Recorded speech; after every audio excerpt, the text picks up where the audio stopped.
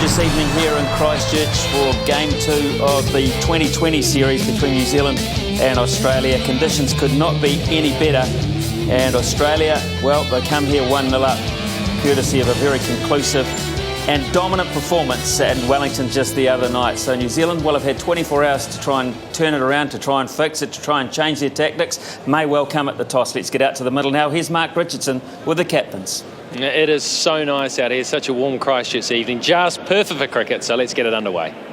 Daniel Vittoria's here, as is Michael Clark, and Ranjan Maragali is our ICC match referee. Got it. Nearly forgot. Tails is the call, it is heads.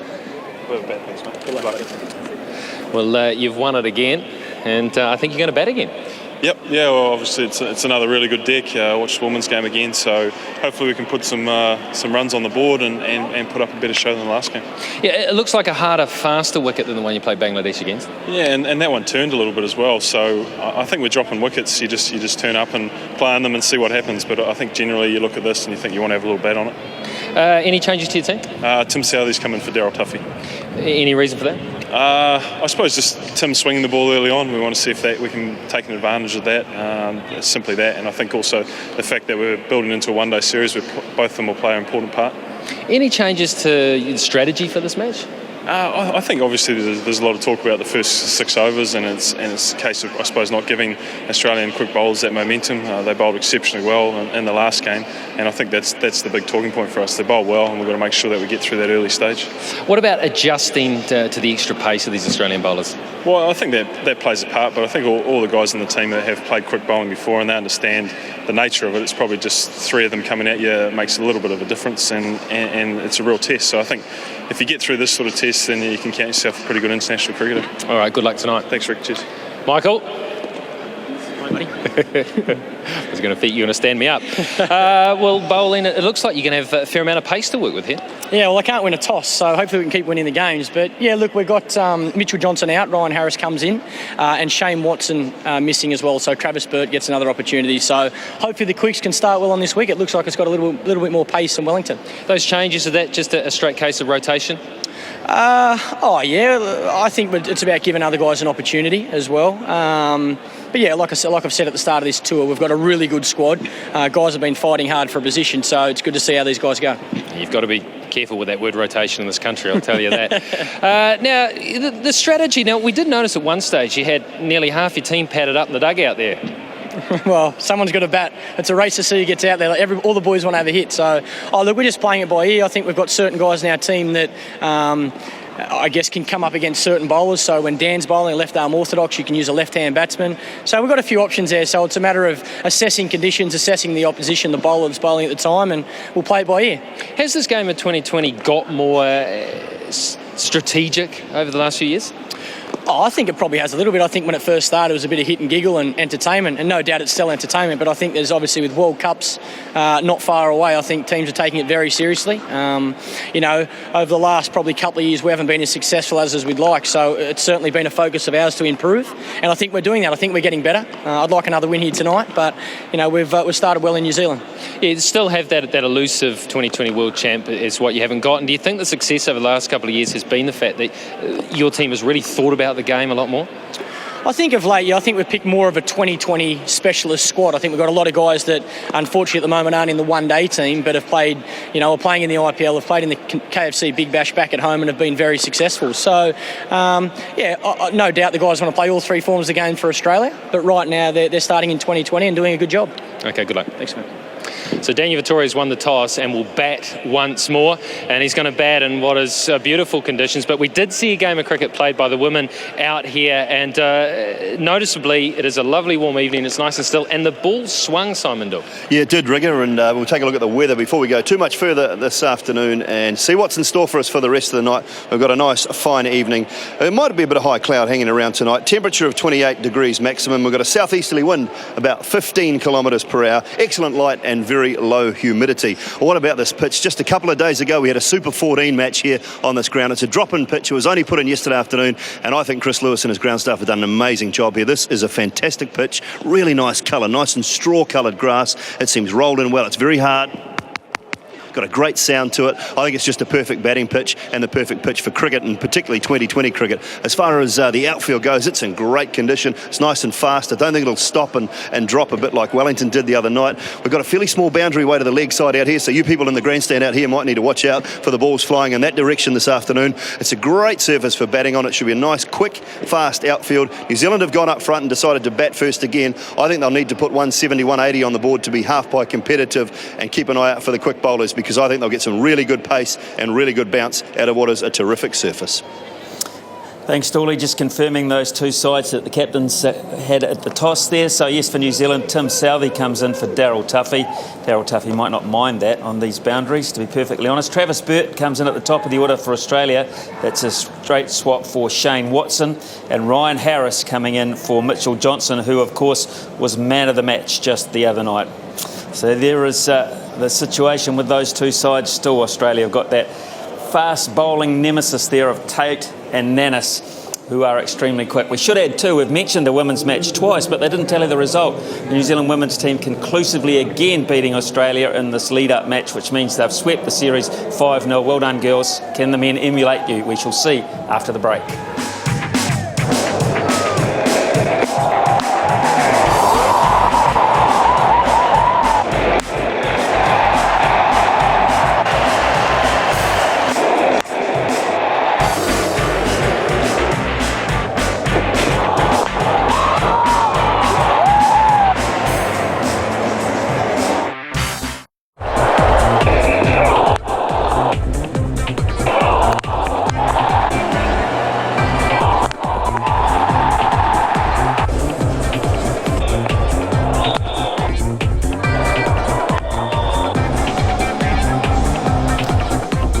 Good signs, aren't they? Live shots of people lining up outside. They've got about 20 minutes to clear those and get them inside, because Christchurch, I guess, is under a little bit of pressure. They haven't had a lot of cricket, international cricket, and there has been a little bit of conjecture about Canterbury people turning up, but those signs are very good. A Cantabrian alongside me, former Black Cap Craig McMillan.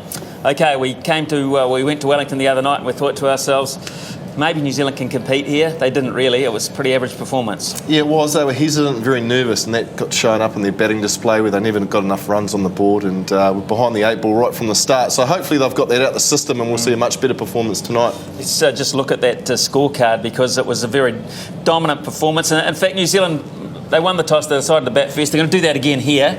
I thought that was a good tactic. It said we're not worried about your pace, but in the end, I think they were.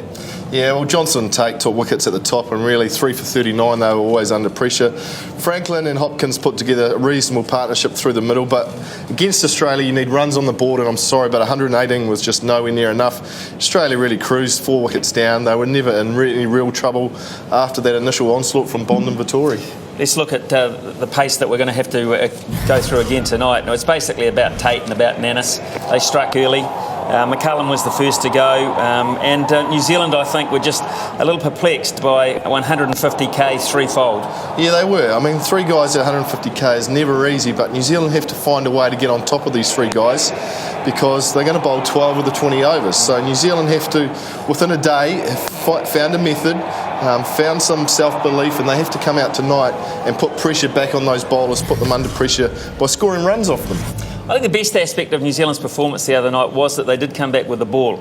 Shane Bond struck a couple of blows early on. They had some good performances with the ball, and actually at one point, till David Hussey came to the wicket, it looked as if New Zealand might just steal something out of nothing. Yeah, all of a sudden it was looking like maybe 118 was going to be enough. In the end it wasn't. I think against Australia you need runs on the board to give you that sort of thing, and I think if with our bowling attack, Bond and Vittori, if we can get good totals on the board, then they can be put under pressure. But Hussey was outstanding. Partnership with the Australian captain Michael Clark. Started slowly. They didn't need to go hard to begin with, but when the opportunity was there to hit the boundaries, they did that. He was particularly severe on Nathan McCullum, who dropped a little bit short to him at times.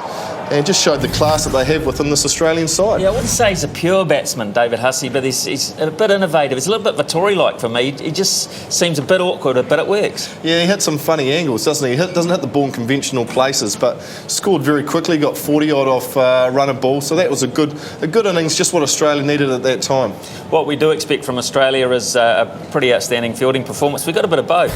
It's a bit of licorice all sorts the other night, everything in the bag. It was a real mixture. It started well, didn't it? This outstanding one-handed catch from Haddon to get rid of the danger man McCullum, and there was some great outfielding. I think probably Australia saved close to 20 runs in that innings, which in a 20-20 match can be the difference between winning and losing. They threw themselves about. They're a young, energetic side. You expect that from these sorts of players in this day and age with the amount of fielding they do. In between, you're right, there was a couple of drops went down, but in between there were some outstanding catches that were taken, one-handed catches diving away. Beautiful. Yeah, Shane Watson taking that one to get rid of Jacob Oram. Let's have a look at the bad side of it, shall we, just to make ourselves feel a wee bit better that they are human. Brad Haddon got under one. We thought he got under one and was going to pouch it safely, but in the end there was confusion and they put one or two down. It's not a likely thing to see Australians dropping catches like this. Michael Clark, the Australian captain, had a poor night. He dropped this one here at cover off Gareth Hopkins. Also misfielded 2 or 3. He is one of the best fieldsmen in the world. So to see him put down a catch like this was most unusual. Expect Australia to be better all around, but especially in the field tonight. Yeah, so it's interesting if we just continue to look at Australia tonight. Travis Burt, don't know too much about him. He's come into the side. There's no Shane Watson. There's no Mitchell Johnson either. So I think that just opens the door for New Zealand mentally anyway. Should give them some confidence. 2 key players who have tormented New Zealand over recent matches. Watson's been outstanding all summer. Johnson, the last match, was man of the match with 3 wickets. 2 no-names coming in, really. Travis Burt, good first-class player, but don't know a lot about him. So it's a good opportunity for New Zealand to lift the bar tonight. They got shocked in that first game. They know the standard they have to reach, and they have to reach it quickly tonight. OK, well, let's look at who performed well for New Zealand the other night, and it was really James Franklin on his home patch. He had a good all-round game, but I think the key for him was confidence and trying to fit into that specialist batting side. He was with Mark Richardson a little while ago talking about that. James, pretty handy innings the other night. Were you pleased with that? Yeah, frustrated probably is the right word. Got myself into a situation with Gareth Hopkins there with sort of 6 overs to go to try and nail it and get a 150, 160 total, which I thought if we bowled well was going to be a defendable score. So frustrated that I just couldn't kick on there at the end, and unfortunately we just didn't get enough runs the other day. Yeah, nonetheless, though, it's you continue with this development from bowler to batsman. Yeah, I mean, it's been something that I've been working on for a long time now, and I guess with an injury hiatus there for a year or so ago, I came back and scored runs quite heavily at domestic level, so it's about doing that now at international cricket. Yeah, how are you finding that transition? What is the biggest difference to get those runs, which you have scored a lot for Wellington, and put them on the board for New Zealand? It's just getting confidence in the international arena, and consistently producing it. I mean, obviously the bowlers are a lot better, a lot faster here in international cricket, so it's just getting the confidence and getting hopefully a string of scores in a row and building on that. You would have expected you were going to get some quick stuff. Was it as you expected? Yeah, it was fairly sharp. I'm sure you can remember the good old days with Shoaib Akhtar. When they've got 3 of them in their arsenal, it's pretty tough to contend with. So it's just developing a play that suits your own game, a way of combating it, and hopefully you come out on top against them. When you were batting, especially in one-day cricket, you'd play the odd very good knock where you'd finish innings off. You're good striking the ball down the ground. How much does it change when you go in a little bit earlier? I don't think it changes too much. I mean, you're going to have some days where you get off to a flyer straight away, but I still think it's about constructing an innings a little bit, even though you've got such a short time to do it. And hopefully on a good day you get a sort of a 50 off 25 balls, and on a bad day you get a 40 off 30. Hey, go on, and just lastly, tell us what was Shane Watson saying. A lot of F-bombs, but it's all good banter. I mean, a lot's been made of it, but I mean, it's part and parcel of the game, and you just get on with it. Okay, and you continue that good development. Yeah, cheers, Ricky. Yes, good laid-back sort of a character, James Franklin. Sometimes I think he's just a bit nice to take on the Australians verbally. He copped a little bit the other night, but he seemed to enjoy it. OK, along with Franklin, what do New Zealand have to do better? How can they bat better against that pace? Well, they have to use the pace, Smithy. They have to deflect, especially against Tate, Nannis. They have to use 150k by not trying to hit it in front of the wicket, but using that pace behind the wicket. We saw it later in the innings from Hopkins and Franklin, where they actually used the pace of Tate. Look at Hopkins using the pace over third man, and that was really a good shot. It wasn't done earlier in the innings. It wasn't till later that Hopkins and Franklin decided to use the pace that Tate was giving them. So they have to be smarter with that. They have to play to their strengths. McCullum, Ingram, Taylor, Guptill are strike players. They need to back themselves and they need to be aggressive and create a strike rate. Particularly on these boundaries too. This is not a big ground now with the redevelopment. Everything seems to have closed in a wee bit. The possibility of exploiting those third man fine leg areas. Yes, very small boundaries with the reconstruction with the Dean stand. I think it's a left-hander's ground. I think it suits from both ends. The left-hander, a lot shorter boundaries. So for me, I'd be changing the order. I'd be putting leaving Franklin at 5, moving Oram up to 6, Vittoria to 7 to give those left-handers access to those shorter boundaries. Okay, that's the batting side of it we've sorted out. Now the bowling side of it, of course, we waxed on about Australia and their 150 came in. We got one as well, Shane Bond. Yeah, well, Bond was outstanding, as he always is against Australia. Took wickets at the top. Warner got him a couple of times, but Bond was good enough. Bowled across seam, knocked top of off stump. Look, that's what you expect from Shane Bond against Australia. Wickets at the top. Got rid of Mitchell Johnson, who was sent in as a pinch hitter. Bond and Vittori, for me, are the key bowlers in the New Zealand innings. They are the strike power, they are the wicket takers, and the rest of the New Zealand attack have to work around those two key bowlers. Rightio, let's talk about tactics. Can you say a number for us on this ground? Can you give us? I mean, James Franklin said 150, 160 in Wellington. What are you thinking here? I'm thinking closer to 180. I really do. On these short boundaries with how aggressive Australia are, I think you need 180 to give your bowlers enough insurance, something to bowl to. It means McCullum's got a fire, of course, at the top of the order. They need something more from Peter Ingram, who I think was just a little bit caught in the headlights the other night. Bangladesh was fine. This is Australia. And, of course, they need Ross Taylor to fire, and they don't need Ross Taylor to be given out LBW in the manner he was the other night, Mac. No, they don't. That didn't help things. It went from bad to worse. That's just an out-and-out shocker. And I guess it brings the decision. Maybe we need a referral. One referral for 2020s. You have 2 in test matches, but you need one just to get rid of that really bad decision, and that was a shocker. New Zealand's best player, Ross Taylor, he's in form, he's on fire, and just not needed at that time. So it's maybe something for the administrators to think about. Smile on the face there, yeah, maybe a referral, a smile on the face of Ross Taylor, but some of those smiles were a little bit hollow the other night. How important tonight for the rest of the summer to win one? Oh, we need to get off to a winning start. We need to beat Australia, get rid of that unbeaten run to gain self-belief and confidence. So for me, tonight is crucial. Okay, thanks, Mac. We'll look forward to your comments throughout the evening as the action starts shortly. There were winners, of course, apart from Australia the other night. And the mega hits was won by Clary Kahu of Takapuna, who gets $200 worth of Mitre 10 gift vouchers. The man of the match, well, that was won by Mitchell Johnson. But in terms of the National Bank Award of $500, Danny Garrick from Wainui Omata gets the $500. Good on you. Now then, if you want to make some money tonight, have a bet with the TAB. New Zealand $2.75 head-to-head, Australia $1.40. Couple of changes to the Australian side. New Zealand $2.20, Australia $1.62. That's the highest opening partnerships. And the total match sixes, this has been pushed out a wee bit more tonight because of the nature of the pitch and perhaps the smaller boundaries, out to 15.5 under, $1.57, over 15.5, $2.30. Even numbers of six hitters on both sides. Right, good crowd starting to build up. There's still queues out the back, we are told. We want to try and get up to 20-odd thousand because it's New Zealand versus Australia and they're waiting outside. There's thousands out there. Let's hope they get in time because this promises to be a really good spectacle tonight. New Zealand, can they dig themselves out of the hole that was Wellington? We'll see very shortly.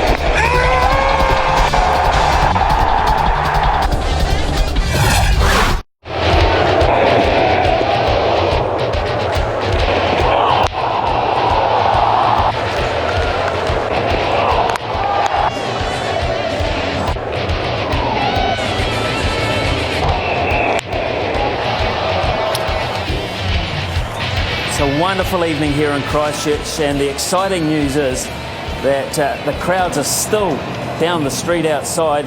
I just wonder whether New Zealand Cricket gave it any thought to putting this back 10 minutes or so to let those people in. Okay, it's all very well to get here on time, but then again, if you can't cope with the crowds at the last minute, like they do in Premier Football, where they just put the kick-off back a wee bit just so those people don't leave disgruntled or miss out on too much. What they are going to miss out on is New Zealand batting first. They've won the toss, they're going to do it again, and those that are in are going to see the spectacle of Tate with the new ball and Nannis, Michael Clark marshalling the troops, Brad Haddin using his experience behind the stump. There are a couple of changes to the Australian side.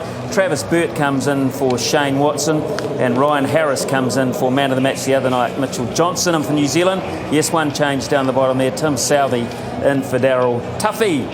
It's a great night for cricket. We've got Chris Harris down in the dugout, the Evergreen, going to give us snippets of information and interviews throughout the evening. And in the commentary box waiting for us right now, Mark Richardson and Simon Dool. Thank you very much, Smithy. You are so right. What a fantastic night in Prospect here. Brendan McCullum opening up for New Zealand, and boy, do they need something from him tonight. We know his talents, we know he's a special player, but we haven't quite seen it in one-day internationals and T20 cricket for a little while. And he's up against the man they call Wild Thing, Shaun Tate. Express pace, and he will love this surface. He said it was a little wet in Wellington a couple of nights ago, a little damp on the outfield. Well, no such trouble here. He's got a hard, fast pitch, and I would expect to see something in the vicinity of 157, 158, 159 tonight. We're set to go. Good evening to Mark Richardson, and we are set for a massive night, Mark. Yes, we are. Hello to you, wherever you may be watching this. Well, straight away, underway New Zealand, so that's a positive start. It's leg byes only, not from the bat of Brendan McCullum, but it was leg side-ish from Tate. Well, he went for the full straight one straight away and just got it slightly wrong with his line. You can see the intent there was to blast one through. Very first ball, but he missed his line and it cost him.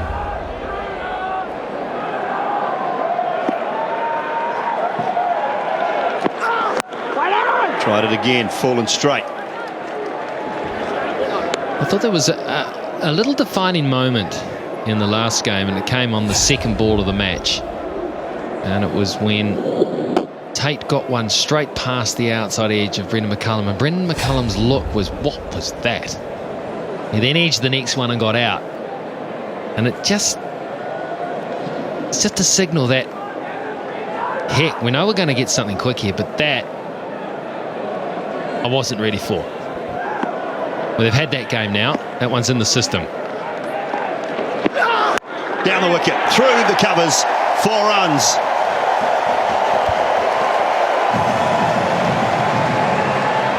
More aggressive. That's what we heard yesterday from the New Zealand camp. More aggressive. Meet this challenge head on. Third ball, down the wicket, through the covers for 4. That's more aggressive. It certainly was. Well, I'm picking Rigger. I don't know anything at all about fast bowling. This one might be a little shorter, a little more at the helmet. No, he didn't go there. He didn't go there at all. You might have been in trouble there, Simon, if you were ducking then. Backing away, looking to go over third man.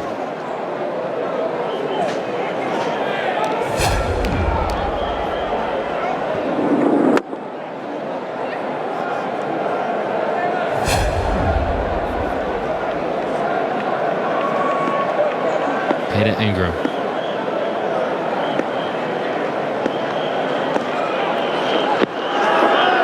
Wow. It's wide. Ingram is straight away looking to give himself room to hit it over that offside. It was interesting, Rigger, first ball. What was he doing first ball here? Look at this. Just backs off. The movement was all the way to leg, and then he had to reach for that. In fact, he made it look wider than what it was.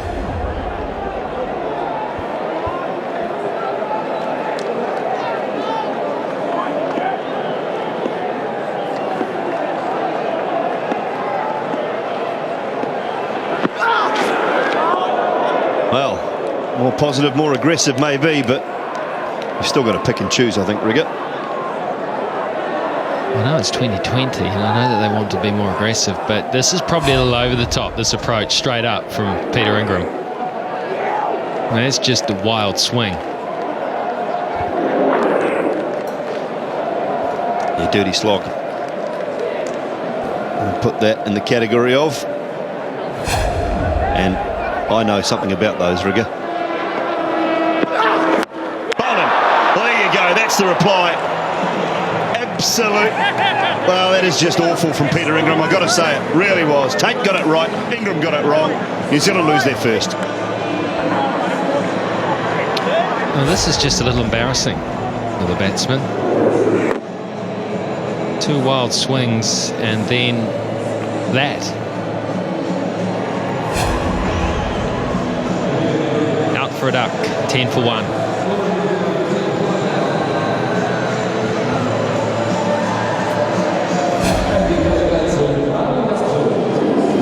That was straight, it was off stump. I mean, look where Ingram's just gone nowhere. It is not a shot befitting, I'm afraid, of an international opening batsman.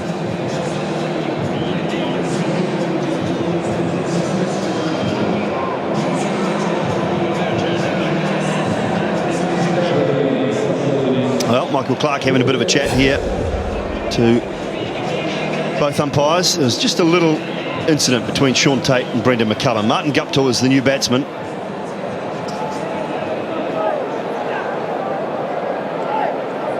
Averages 24, a strike rate of over 100. He's not on strike because it was the last ball of the over. Brendan McCullum is on strike to Dirk Nanners. He's going to open the bowling for the Australians from the Port Hills end. 7 matches, 7 wickets. Look at that RPO. In this form of the game, that is very, very good. An average of 18, best of 3 for 21.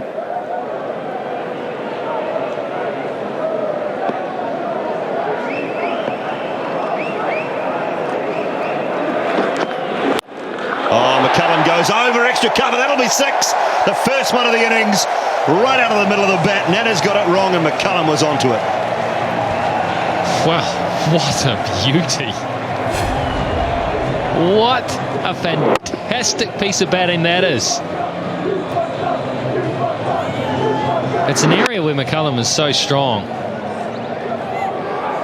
That is just magnificent. Often with McCullum, it only takes one stroke like that to really get him going. The cover's gone out now. So we've got third man in cover. Straight up in the air. Does Haddon get an opportunity? No, it's gone over third. Over fine legs, head. Good effort running back. New Zealand will pick up 3. So a bit of luck for Brendan McCullum. Well, I guess you have to call it a drop catch, but it is as hard as they get. I can guarantee you that. When you have to run back and try to take a screamer, a flyer like this, always moving away. He got there. Marvellous job getting there, but just misjudged it right at the end. Ryan Harris. He did get there. It's just so hard. You're running around yourself, going backwards, trying to look back over your head. Not easy. Guptill with his first ball. And a good call from McCullum. Yeah, it's a good single bat. And that's what Guptill needs to do. McCullum is going to be aggressive here, there's no doubt in that. Yeah, he did all that work, he just never got his arms out there to take it. He almost had them in close to his body. If he just extended them just a little bit further, he might have taken that. Tough catch. Yeah, you're right in the fact that it goes down as a drop, but you don't catch them too often, not those. McCullum down the wicket. Struck on the pad and a run-out chance. Clark this time. McCullum back safely.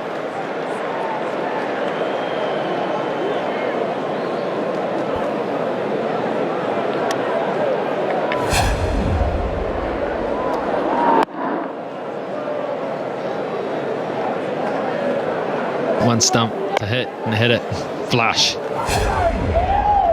McCullum did well there, because you can be at times just a little bit lazy in those situations and not slide your bat in, or be a little bit slow and get caught out, but not McCullum. He's fired up tonight, McCullum. Oh, goes leg side. That is beautiful. No fault of Dirk Nannes. That is just a quality shot. Good option, really good option, because after the first shot, they had pushed a man out there at deep point. So they pulled fine leg up into the ring. McCullum knew that. He took the risk with the left armer's angle, because it does expose your stumps, but he was good enough to hit it. And he only had to hit it just a little, and he was always going to beat fine leg up in the ring when the ball's been bowled at 152k. Yeah, the beauty was there for mine that he didn't try and hit it too hard, and he got nice and low. The head was at a height where he could see the ball quite comfortably. Just get enough bat on it. 18 from 8, McCullum. Short from Nannes. That could be wide. No. 24 for 1. So Guptill just the one ball so far. He's on strike to Sean Tate.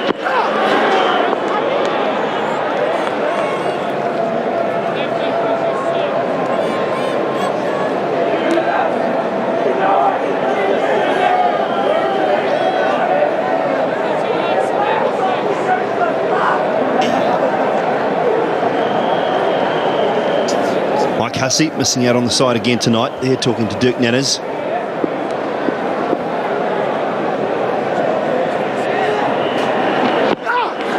Oh, again, some shape. Some good swing away from the right-hander.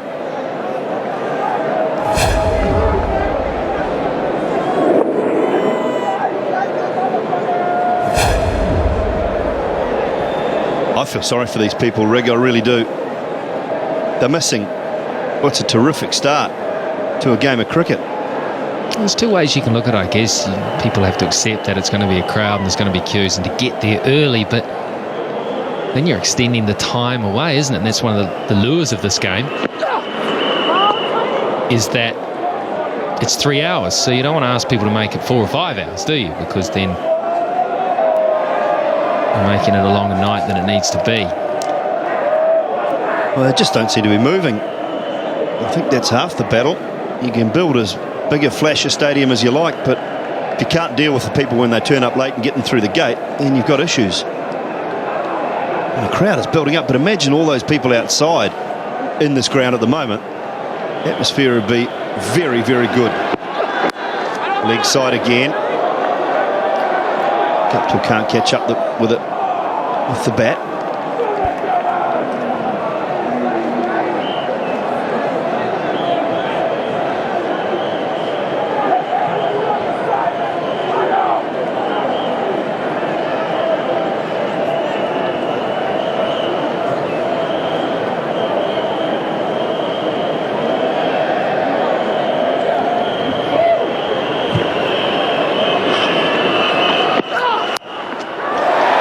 Goes over third man and into the boundary for 4.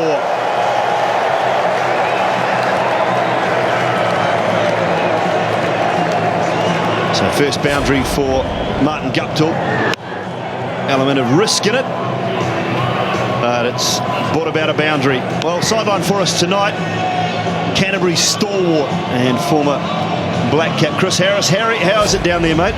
Oh, it's great. It's a fantastic atmosphere. I thought I'd just let you know, spoke to Sean Tate before the start of the innings, and he said he's looking forward to the hard wicket, but he said the run-ups are a bit soft, so that's perhaps why he's slightly down in pace. Still bowling 150, mind you, but there's a beautiful shot by Martin Guptill, straight back down past Sean Tate for 4. So that's why he's down a little bit on pace, but still 150, still pretty quick. Oh, cheers, Harry. Thank you very much. We look forward to your comments throughout the night. Chris Harris sideline for us. What about that, Rigger? Superb from Guptill. Yep, that is lovely. I saw the one flying off the edge, and with this sort of pace, you only need to beat third man by a yard or two and it'll go for 4. And you've also just got to get the middle of the bat on the ball when punching down the ground. Much better start. Much better start, this, by the Black Caps. They look like they mean business. They look like they want to play in this game.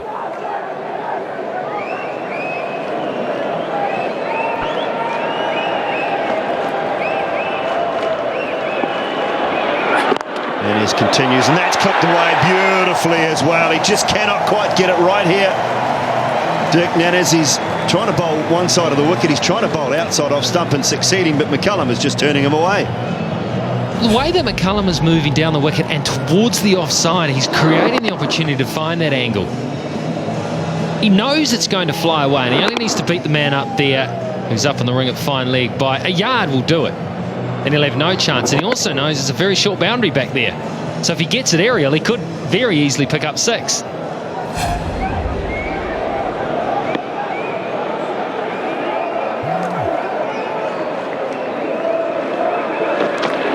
Down the wicket again. Aggressive, but met with aggression from Dirk Nannes. 153 Ks. Yeah, he's bowling quickly. He's just as fired up as McCullum right now. He is fair charging in. This time he goes the other side and tries to give himself room. He just got a wee bit far away from it in the end. I'll tell you what, you get a top edge on that. That's going for 6.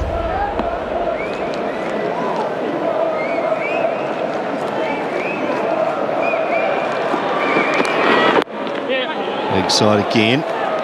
Just a single this time for Brendan McCullum.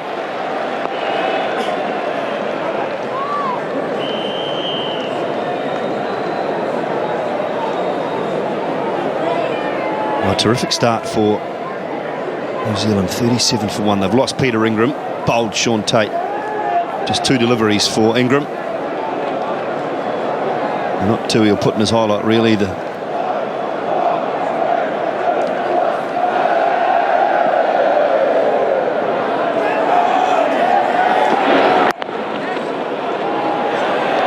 Guptill just doing exactly what he needs to do here, Rigger.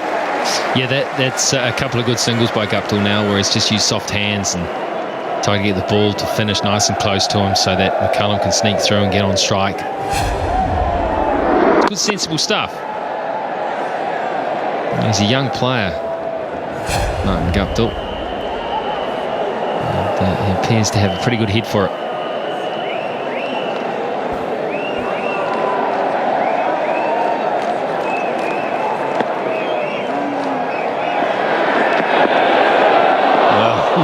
Trying to scoop it over the keeper. Slower ball from Nannes. Not bad when your slow ball's 133. Well, everyone's entertained out there. The crowd, McCullum, even the Australians.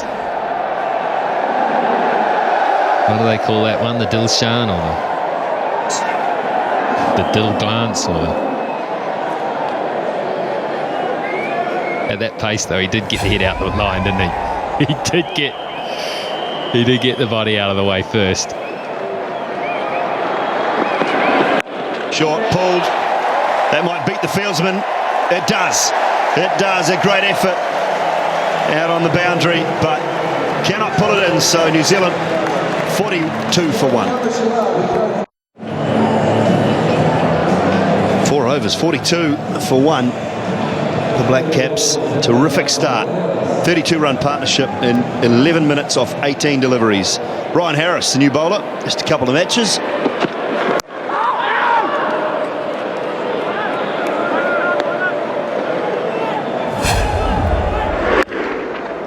That is just a good old-fashioned pull.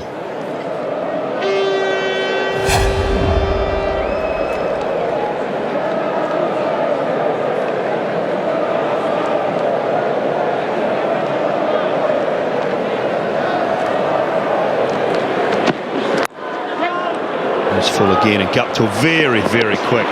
Too quick.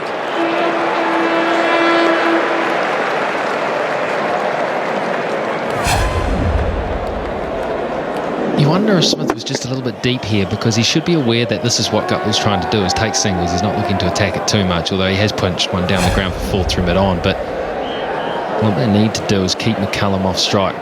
That's all Guptill's trying to do, is get McCullum back on strike and give him as many balls to face and take on as possible. But Smith was quite deep on the inner ring there.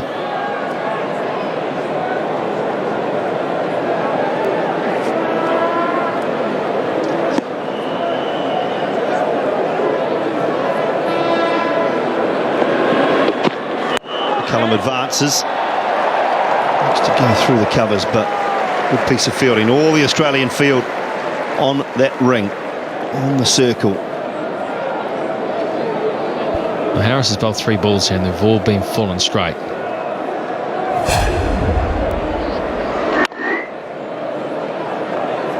Very nearly snuck through. It was going just a bit quicker than they expected out there. It was pretty well timed.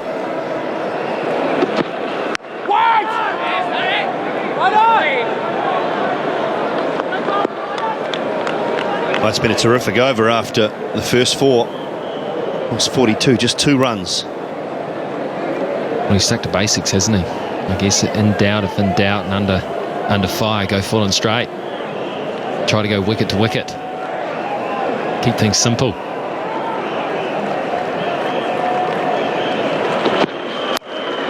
Oh, goes down the ground. Guptill boys hit that sweetly.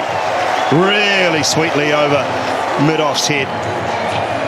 Well, that's what saved him. He has hit this so well. Just punched it, but hit it right out of the middle of the bat. There was shouts to catch it. There was some interest because it wasn't hit high.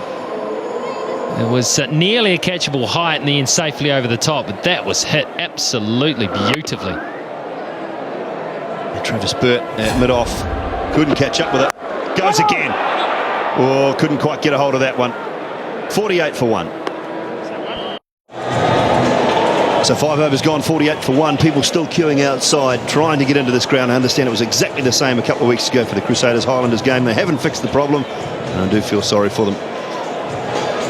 But there are people in the ground enjoying a very good start by this New Zealand side. And to talk through the next 5 overs, Craig McMillan will be alongside Ian Smith. Thanks, Dooley. They're loving it. They're absolutely loving it out there. Sitting outside myself, and the atmosphere is just fantastic.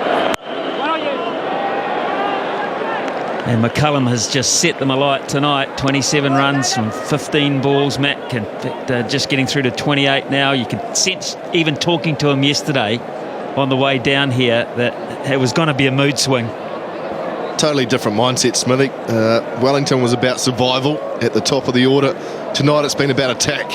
And hasn't this man done well? McCullum and Guptill, 2 key players in this Black Caps side, have attacked the Australian bowling lineup, and they haven't responded overly well. Well, I think they've done that better tonight. They've used the pace of the ball to their advantage. They've hit the ball behind the wicket, or intended to hit the ball behind the wicket, whether it's been orthodox or unorthodox. You can't hit it that kind of length too far in front of the wicket, so there you use it as your friend.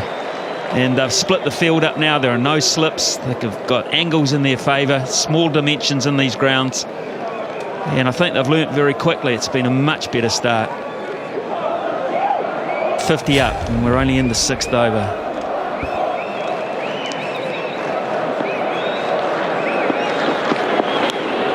That's brilliant. See, that's brilliant. That's Brendan McCullum. Don't try it at home, folks. Absolutely, kids, don't try this one at home, because you'll be at the dentist tomorrow morning. And he completely wrong foots Haddon here. He's beaten Haddon on the left. Look, Haddon. Oh, how's he managed to beat him on the left? That is just ridiculous. Bit of handle, bit of glove. Not orthodox of how to hit a boundary, but take it. Well, Nannis is even he's just quietly impressed about the whole thing. Everyone's having a bit of a laugh. He still is, but in the end, that again is using the pace to your advantage.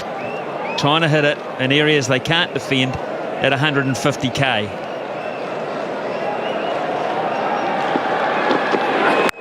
And then that's what happens in the end. That's massive! Oh my God, that's the biggest hit here in the new AMI stand. By a mile.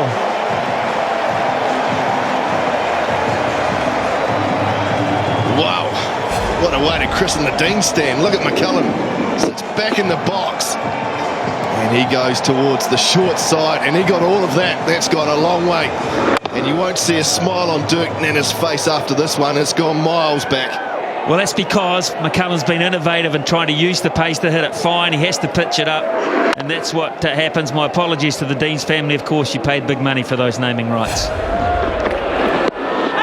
get a leg by here.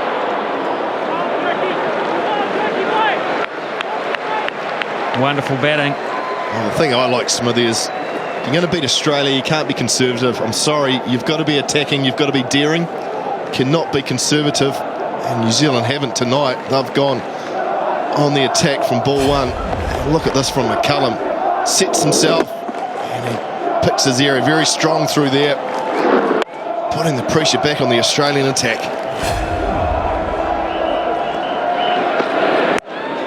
And again, the pace goes down towards third man. So terrific batting this. 61 for 1. Here's Chris Harris with one of his old teammates. Yeah, hi guys, I'm down here with Shane Bond. Obviously the batters were disappointed after the Wellington game, but obviously what's happening out here tonight is no fluke. It's something you've talked about. Yeah, mate, we've just got to back our ability and our talent and get out there, and it's the sort of game where if you back off the accelerator then it costs you. So we're going to play aggressively against these guys this summer, and tonight we're doing well. Yeah, I know you've done it, and I know I have bowled to Brendan McCullum in this sort of mood. When he's coming down the wicket, he's moving around the stumps. He's a tough player to bowl to, and obviously he's in great form tonight, and we hope it can continue. Yeah, he's a key player for us, a lot of 2020 experience, and hopefully he can push on. Be nice if he got 100. Yeah, well, hopefully you won't have to bat tonight, but good luck with the ball, bud. Cheers, mate. Well, he's not looking anywhere near like batting, and that's a good sign.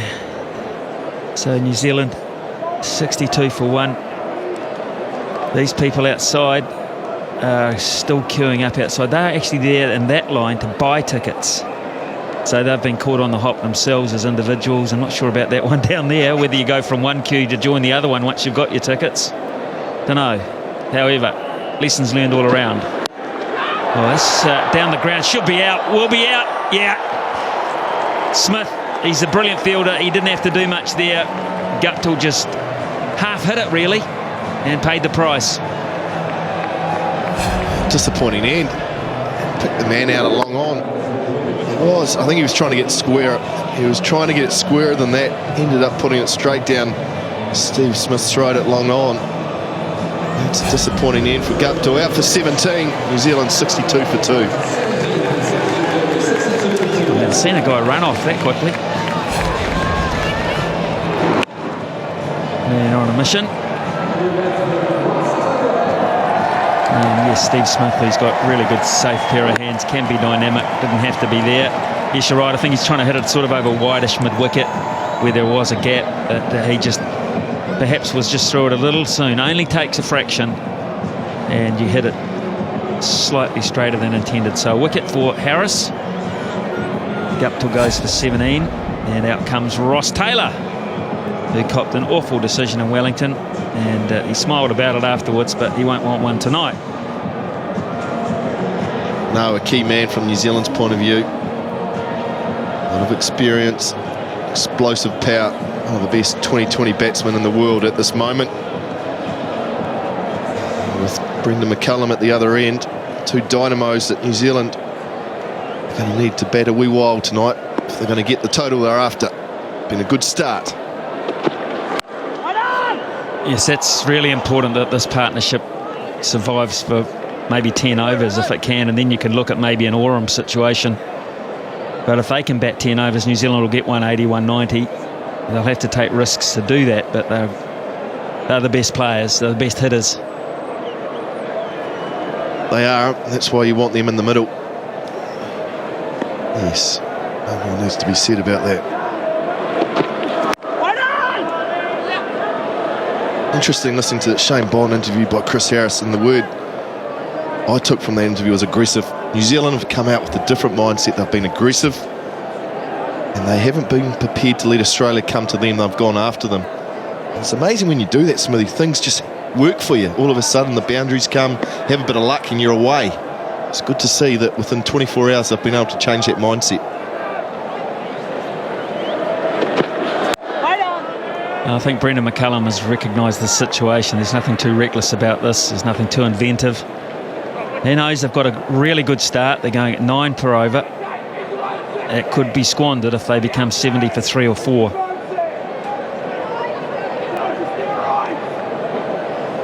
I think New Zealand have also got to be versatile with their batting order. I think they've got to have 3 or 4 guys padded up. Look at a situation. Hopkins is there ready. But Jacob Oram down the far end is not. I'd have him ready. A wicket maiden. It's like a wide-mouthed frog in 2020 cricket, 62 for 2.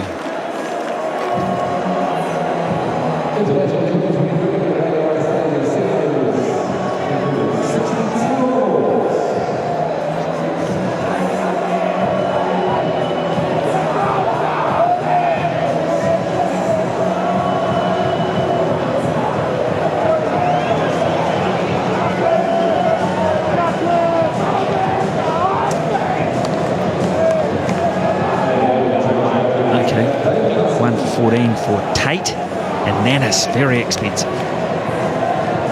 2 overs, 1 for 6 for Harris. So coming into the attack. Now this is an interesting move from Michael Clarke. This is almost like putting the biggest, fattest bit of bait you've got on the end of one of your hooks and throwing it out at Ross Taylor. An off spinner straight away. That is why. Now he's after that bit of bait, Smithy, isn't he? Of course, Ross Taylor played for Victoria in the Big Bash, so they're teammates. And we saw the same thing from Clarke in Wellington. As soon as a wicket was taken, he brought Hussey in for 1 over. Good, Michael. Is Taylor going to let him settle, or is he going to want to take him for 10 to 15 off this over? Well, I think he's going to have a crack at him. I really do think. Maybe this ball, maybe the next ball, but he's going to have a go. There it is, and I think he's been put down. I think he might have got a little touch on that and might have given him a life. It was a tough one. I think it was a bottom edge. Certainly a sound as it went past. Didn't stick, but I think the plan's fairly predictable. That's good. He's weighted that nicely, Taylor. But I still think that there's a 6 in the mind. The big number 6 over wide mid-wicket or square leg. Yeah, so do I. 2 balls left. Good wee period for Australia these last 2 overs.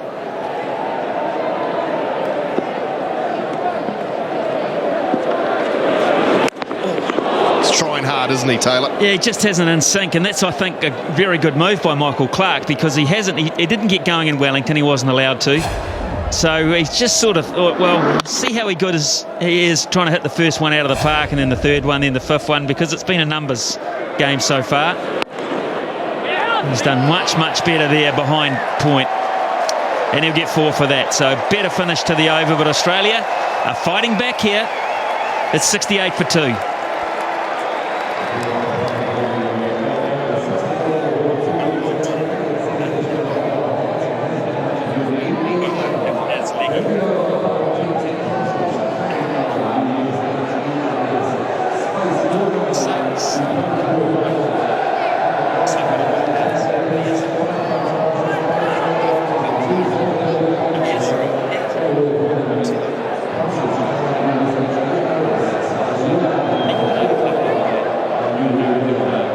Projected total at the current rate 170. That's good, but might still not be enough.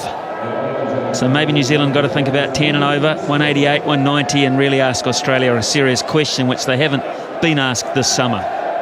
Now leg spinner coming into the attack, Stephen Smith, 5 matches, 2 wickets. RPO just a tick under 8 runs per over. Handy find, handy acquisition. A brilliant fielding leg spinner who I'm sure can bat too. We haven't had to see because of the fact that Australia have batted so well throughout the summer. Now then, Brolington McCullum. He might have a dart at him.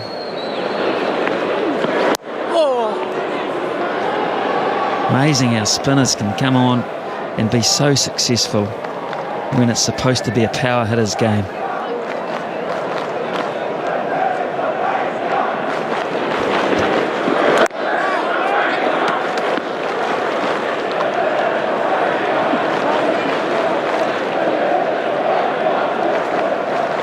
Smith bowling from the right end. He's got more cover on that leg side field. Look how big those boundaries are out towards Paul Kelly's stand. Plenty of room out there. So if New Zealand want to take a risk leg side, he's got a little bit of cover out there as opposed to the other side where the Dean stand, a lot shorter boundary. And they've got 2 men inside the circle, very fine behind point. They're only 20 metres apart, those guys. Look, So that's where the cover is in terms of being inside the circle. If they want to push on the onside, they could possibly get twos.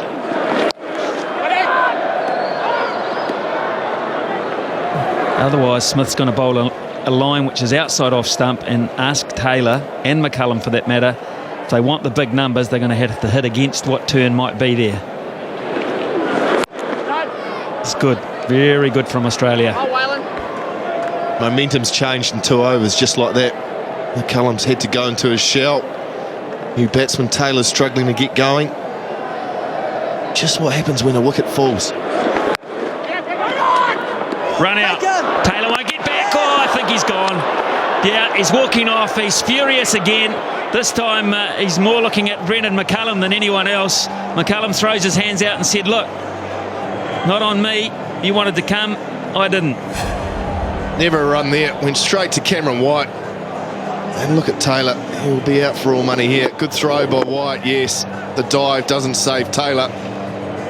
Just what New Zealand didn't need. The momentum had swung. The last thing they needed was a silly run out of one of their key players. Ross Taylor is waiting on the perimeter just in case he might have had a bit of luck, but no. Red means go and keep on going. Just the pressure of a couple of dot balls, Smithy. There was never a run there. It went straight to Cameron White. Never had far to go. And look at Taylor. He's off. McCullum started coming and then sent him back. By then it was too late. Well, first thing Ross Taylor does too is he looks up at Brendan McCullum. It's a good bit of work from Haddon, I will say. That was not the easiest throw to take. It was really skillfully done. He kept his gloves relaxed, softish hands, and he really only had to take the ball to affect it, but it wasn't the easiest take. So good work from the Australian keeper. And a real mix-up there between Taylor and McCullum. The call maybe came too late, but it was a mess. And now Jimmy Franklin, who is not really known for as a power hitter, he's got a good strike rate. Out he comes. 69 for 3, and how quickly this game has changed.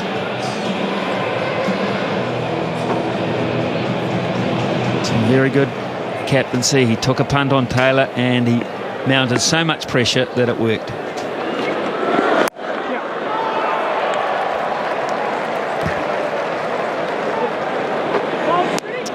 Wicket in the over, courtesy of a run out. 69 for 3. You see this, Cameron White had not a lot to do. It was a great throw because it was so close to the stumps. Taylor's despairing dive was not good enough, and then you can see him having a look at Brendan McCullum to say, I needed an earlier call. I needed you to send me back a little bit earlier than that. He's very quick, Taylor, but he just committed himself too far.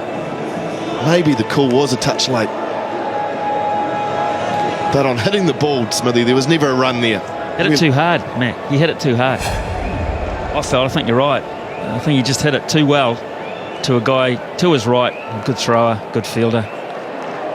So now Hussey will stay in the attack because Taylor's gone. And he'll also bowl to a left-hander in Franklin. Yes, Huss. Australia have the luxury now of Hussey bowling a second over, which I'm sure if Taylor was still in wouldn't have happened. So James Franklin has to get something going with McCullum. Okay, just a little fumble from Ryan Harris. Speaking of which, is another Harris with Shane Watson. Yeah, I'm down here with Shane Watson, obviously having a rest tonight, but I just really wanted to talk about your last 12 months, which has been phenomenal. You've reinvented yourself as a world-class opening batsman, and now your bowling's coming right as well. What do you bring that all down to? I think more than anything, it's just been able to play and a decent amount of cricket in a row. It's been, the last 12 months has been a lot of fun because I've been able to just continue to stay in the park, and I've been able to see that continual improvement, to be able to challenge myself against the best, some of the best bowlers in the world, especially opening the batting. So it's been a lot of fun. Yeah, mate, it's great to have you here, and I know the Wellington crowd gave you a pretty hard time last game, but be sure that's because that's a sign of respect, because they know you're a class player and they always give the good players a hard time. Yeah, it was a great crowd at Wellington. 21,000 is a lot of noise. So that's what you love playing in front of big crowds, and you don't always expect a bit of support. So it's good fun. It's been really nice so far, and hopefully the one day it's continue to be the same with the crowds. Well, thanks for your time, Shane. We're going to have a bigger crowd here tonight, though. But it's great to have you here, and good luck for the one days. Yeah, no, thanks, Chris. Cheers, mate. Yes. Shane Watson, thanks very much for your time. Yes, well, no sympathy if he gets a bit of stick from our crowds, because, Mac, we've been there. We've been to the Sydney Cricket Ground, the Melbourne Cricket Ground. Looking at the wrong people for sympathy, Smithy. No timing there, so Michael Clarke has pulled the right rein here. He's taken the pace out of the game. New Zealand have done a lot of research and practice and thinking about hitting pace, but Clarke's taken it out and it's working. Big numbers are not coming. 73 for 3. Select one of the following mega hits to be in to win with Mitre 10 Mega. James Franklin. David Warner.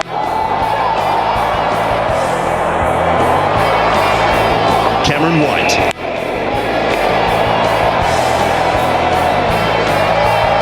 Text A, B or C to 3454 and enter the daily draw to win a $200 gift card from Mitre 10 and also the Mitre 10 Mega Stores, and the grand prize to the value of $2,000.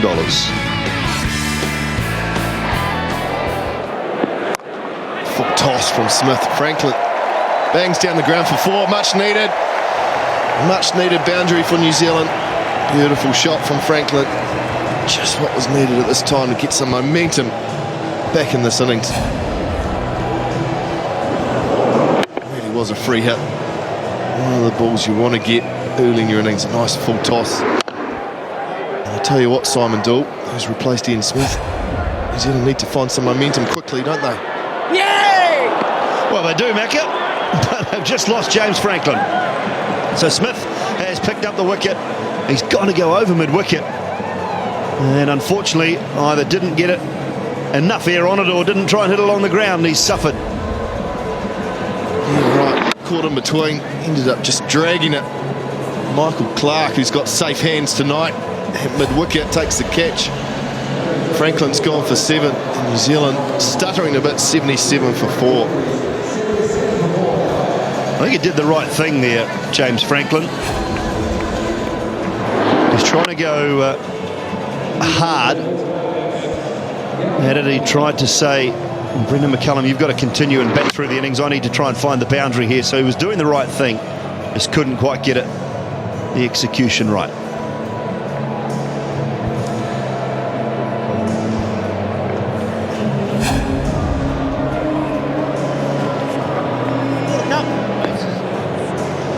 Gareth Hopkins, new man to the crease. Another important role tonight. Needs to stick with Brendan McCullum at the other end. Really important role. New Zealand need to find a partnership. Well, Hopkins is underway with a boundary. Finds the gap. There's a full toss. And he's put it away. First ball.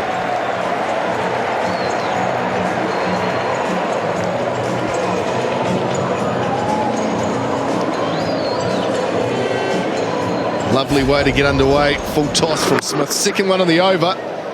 And the second time it's been dispatched for 4. Shorter this time and offside. Nicely timed too from Gareth Hopkins, but it's such a short boundary. Very difficult to run any twos out in that area. Well, Dooley, Brendan McCullum's faced 3 of the last 20 balls in this innings. And that's why New Zealand have started to stutter. He's the man in form, 40 off 26. He needs to be taking most of the strike. And the batsmen that have come in haven't been feeding it to him. And that's caused problems for New Zealand. Yeah, and I've got to say that Ross Taylor's got to take some of that responsibility. 4 big hoys to the leg side when all he should have been doing was getting himself in, just playing, taking singles. It just made no sense at all, Ross Taylor's innings tonight. And I know it was a shame to be run out the way he was, but it was nonsensical for mine. Unfortunately, it just wasn't a lot of thought. Another single for Gareth Hopkins. He'll keep the strike, but 11 runs off that over. It's 84 for 4. Well, match update, Canterbury and Northern Districts draw. First innings points to the Northern Knights, 726 for them. The Marshall brothers, 178 and 170. And Canterbury just 558 in their first innings. I say just 558. CD, well, a match drawn there as well. There was a bit of rain in that match this afternoon. They bowled Otago out, so they got first innings points. Did the Central Stags.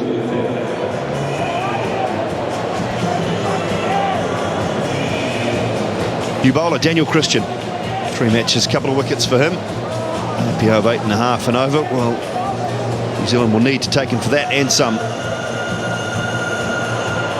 Need to build a partnership, get some momentum back. They had it all in the first 4 overs. They were 42 after 4 overs, New Zealand. So they've scored 42 in 7 overs since then, at exactly 6 and over. Cut away. And that is the strength of Gareth Hopkins. It is exactly where he loves to play the ball. Both sides of the wicket, behind point. Yeah, so strong in this area, Dooley. Saw it the other night in Wellington. This time he just gets underneath it, uppercuts it over point for 4. Too much width from Christian. Hopkins a short, stocky keeper, very difficult to bowl to. Bowls and hits the ball in some difficult areas. Might be the key man for a partnership here with McCullum. He goes fine this time. Might pick up a couple. No, he won't take on the arm of Sean Tate. Probably a pretty good move too.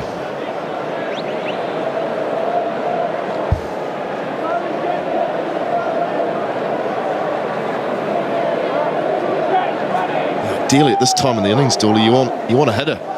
You want to be chasing the bowling, but McCullum's had to pull his horns in because of the loss of those wickets. Try and develop a partnership for 3 or 4 overs, then go again. Slow ball. It's all right, 6 from 3 here. So 8 and over, 7.5, 8 and over for the next 4 overs. So 30 runs, be 125 with 4 to go, 130 with 4 to go. You might be able to post 170. Oh, terrific fielding. Good shot from Gareth Hopkins, but very good fielding.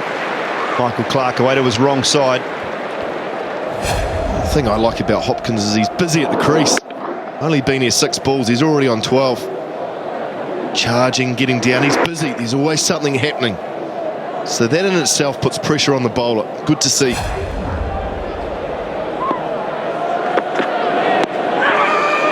appeal. It's leg buys. It'll be a couple at least. It'll be 4. It's gone away very fine for 4. I didn't think that was a bad shout, Macca. We'll need to have another look at it. But gee, it didn't look too bad for mine first up. Well, he shuffled right across the stumps. Look how far across he is. And I tell you what, Simon, I don't know what that's missing. Very close. It's not going over top, is it?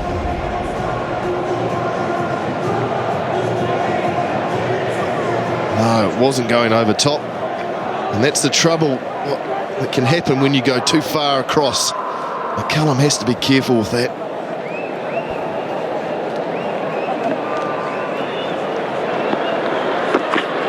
Right on.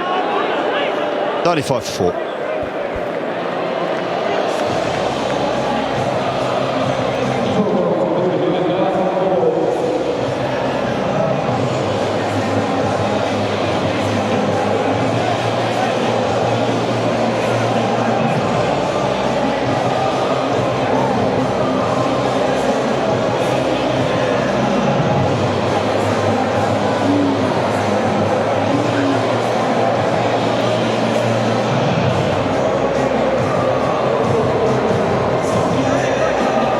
Overs gone, 95 for 4. 10 and over would get New Zealand to 175. I think they'll be very happy with that. Smith continues. McCullum calls. It's a chance at the bowler's end, but a direct hit was needed.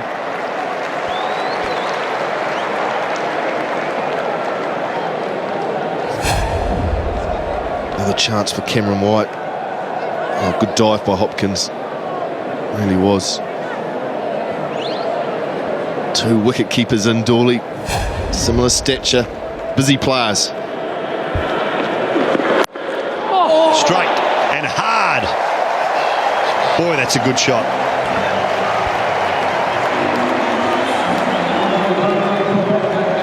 Up for New Zealand. This is an umpire killer.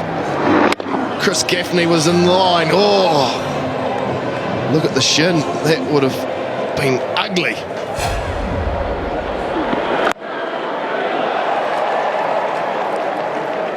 So single down to on off. Well, we're told by our speed radar the ball was bowled at 85 and it was 137 k's off the bat.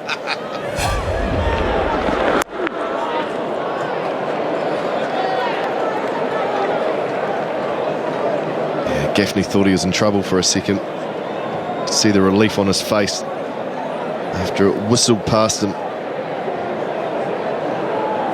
Looks to me like Steve Smith just bowling flippers consistently. That was the ball to Hopkins. Last ball on to Brendan McCullum. Looked like a flipper, but that's a terrific shot as well. Oh, this might be 4. Might go away for 4. Oh, unlucky for the Australians. He did all the hard work, but couldn't quite pull it off. And Brendan McCullum has picked up a half-century. Oh, outstanding, McCullum. 33 balls, 51. He picked the gap. Big gaps out on the leg side. Didn't have enough on it to go for 4, but Travis Burt raced around. Oh, he slipped as well. So he's probably only going to get 2.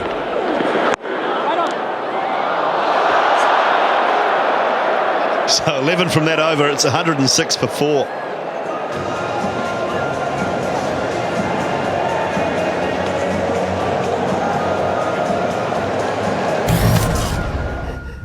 Well, it has been a sensational innings from McCullum. Started with 6 over cover from Nannis.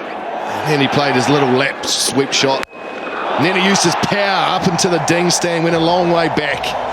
And he really was on fire with a straight drive from the previous over. And then he finished off with 4. Really has been a key innings for New Zealand. Great intent from McCullum, just what New Zealand needed. What did he do? He just lost his footing there, Brendan McCullum as well. Shows you how hard the surface is. So Hopkins back on strike. He's been good. This is a really good partnership. 29 runs from 17 balls. 30 runs from 17 balls, I should say. It's been a really good little partnership so far. Hopkins 15 from 9. And New Zealand were floundering when Hopkins came in. You're right, it's been a key partnership from 3 overs. 2 in a row for Gareth Hopkins. He put on a very good partnership with James Franklin in Wellington. Oh, what about that? You cannot defend it.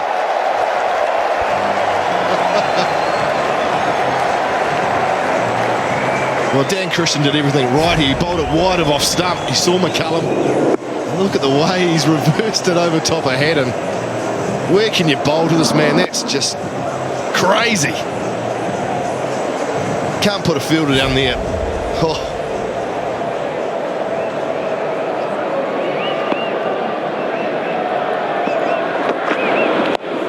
Go short now, and that's into the grandstand.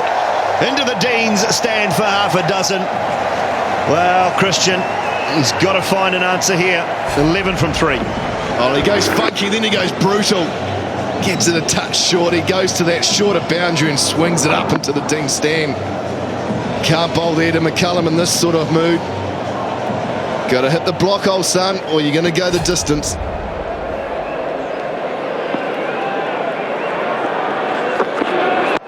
Well, he did, Macca. Well done. Right up in the block hole. And just the single. And the fieldsman inside the circle, right on the edge of it. Yeah, good reply, Christian. That's where you needed to be. If you gave McCullum any length, it was going to go. This is his wagon wheel. 7th T20 50 for McCullum, more than any other player internationally. He is a star. Hopkins goes leg side this time, and that is 6 more, is it? Yes, it is.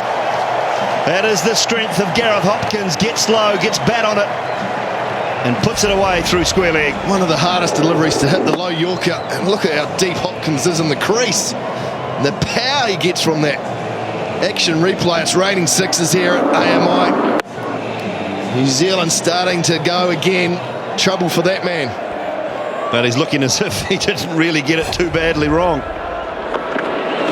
And again. Doesn't carry. So big over for New Zealand, 19 from it, 125 for 4. Well, now the current run rate gets them to 180, Macca. So that shows you how much it's improved, because 10 and over, just 2 overs ago, got New Zealand to 170. Now, 10 and over, 12 and over, will get them up around that 185, 190 mark. McCullum 62 from 37. Hopkins 22 from 11. What a little gem of an innings this has been from Gareth Hopkins, and the partnership is 48 from 22 deliveries.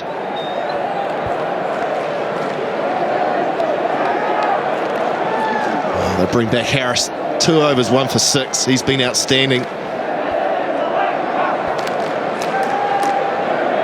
Going to be a key battle, this one. Oh, gets it away. Don't worry about the battle. Hopkins is here. He's up for it. 50 partnership. Well, Hopkins is loving the battle. Look at this. Gets a hint of width, and the power from a small man behind point. So strong, square of the wicket. He really is. Australia have to get full and straight to him, and they have to do it quickly, or they're going to lose control of this match. He's going to go. Gareth Hopkins has a chance, and they miss. I believe that might have been out. Steve Smith couldn't hit. Yeah, I think this is out. Smith, a very quick, good fielder, and it is out, even with the Hopkins dive. Steve Smith is certainly one of the guys in the Aussie team you don't want to be running at, Dooley. Got to the ball quick, good throw, and missed by 1 stump. But that's the pressure the Kiwis are putting on them. Good to see. Oh, it's very, very good.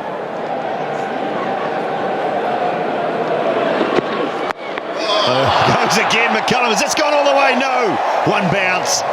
1 bounce for 4. Harris was pretty good. Bowled that Yorker length, but Brendan McCullum, well, it is his day. He is making it his day. That is a good delivery, and look at the way he can get the power. It was almost a full-length Yorker. Oh, stop it. Playing with them. Absolutely playing with them. Putting some serious pressure back on this Australian attack. 66 of 38. It's been some innings. Where does he go now?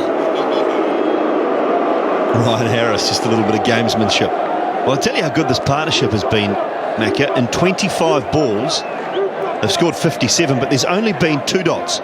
2 dots. That won't be wide. Well, no, that's harsh. Really harsh. I think Ryan Harris got it right. Unfortunately, Chris Gaffney's got it wrong. Well, McCullum gave himself a lot of room outside leg stump.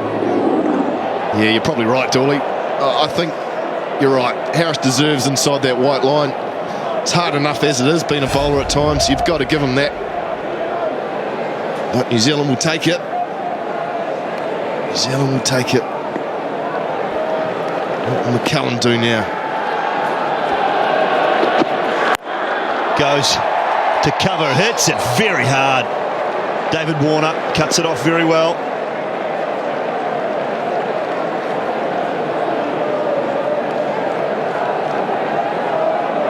Well, McCullum coming up to that highest T20 score. 69 versus India. It's moved along to 67. Harris still unhappy with Gaffney. He's got to forget about it, concentrate on the next ball and get it right. Crucial time for Australia. Oh, where does Hopkins go? That's high, and that is far and long, and that is into the grandstand. Boy, another 6 for Gareth Hopkins. He has got it right tonight, the little fella. Don't worry about that. Wow, the little pocket dynamo. Look at this. It's a slower delivery that still goes over cover for 6. Hopkins lost control, took the hand off the bat, and it's still gone. And a single off the last ball, so 19 off the previous, 18 off this. New Zealand going along very nicely, 143 for 4.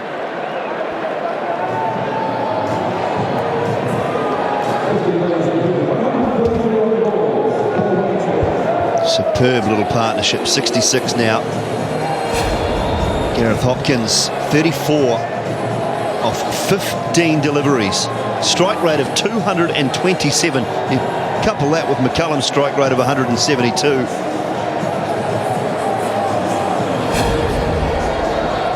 Last 5 overs, 14 runs in over, 70 for 1 in the last 5. So New Zealand flying along here. And to take you through the last 5 overs, Mark Richardson is with Ian Smith. Thanks, Simon. And here's Nannis back too. Oh, that's nicely placed. Not too many opportunities for twos on this ground. Good running, good hustling. Well, this is something Australia haven't tasted too much this summer. It's called pressure, and it's been exerted upon them by a couple of little wicket keepers. Going hell for leather.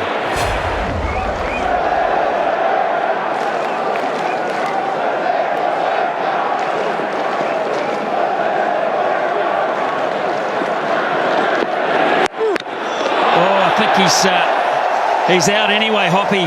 He's fallen on his stumps, I think. He's out. I thought I heard something. It went for 4, but he's actually walked on his stumps in the process. Can anything else happen? Oh, how disappointing for him. He got it away. This is exactly what he was looking for. He just forgot where he was. Just swing it, yeah, and that back foot just came round. Nana's lost his footing as well. Really good little knock from Gareth Hopkins. That's why he is in this team. 36, he's out for 145 for 5. The perfect time for one Jacob Oram to walk out. And he was so far back in his stance, so far back in his crease, that as soon as he swiveled, he was in big trouble. The only chance he had was to swivel his leg over the top of the stumps. Instead, the heel just goes straight back through everything. And he looked down. He knew he'd got what he wanted. He knew he wanted to get it over the top of hand, and he did that. That was perfect. That part wasn't. We get the feeling that he was expecting a straight full one. That's why he was getting back to get the leverage to get underneath it. Then he got a shorter one, and that's where he got in trouble, because from that position, where you just can't swivel, well, that's going to happen. It took Australia quite some time to work out that had happened. Brad Haddon was just looking down at the boundary for Lord, and all of a sudden he turned around and he spied Hopkins walking off. I think they wondered why. He knew. Now, Jacob Oram, immensely strong, immensely powerful. And where's he going to hit Nannis? Where is he going to try to hit Nannis? The history says that Jacob Oram will try and free his front leg, his right leg, and that means probably going outside leg stump. Let's see how he starts. Conservative there. They'll push for 2. They won't get it. McCullum's been outstanding to bat through this period. He has. Basically, from his first ball he's taken the game to then, there was so much talk about being more aggressive. Well, he's been brilliant. You underrate some of these players in this Black Caps team at your peril.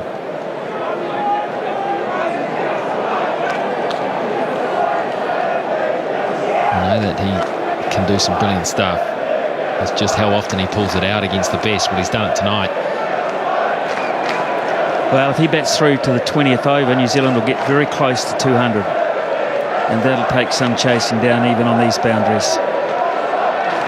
Can he do it? That's the key. Now, where's this gone here? That's high up into the stand.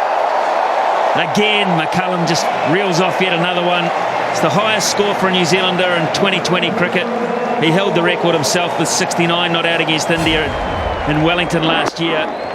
But he surpassed that with some brilliance tonight. Well, I think this is the wrong approach from Nannes as well, because he's seen it so well, and that is the shortest boundary. You can't protect that boundary. He's just got to get a little bit of bat on it and edge anything, and it will fly, especially the pace that Nannes bowls. I think he's got to be full, and he's got to be around about middle and leg.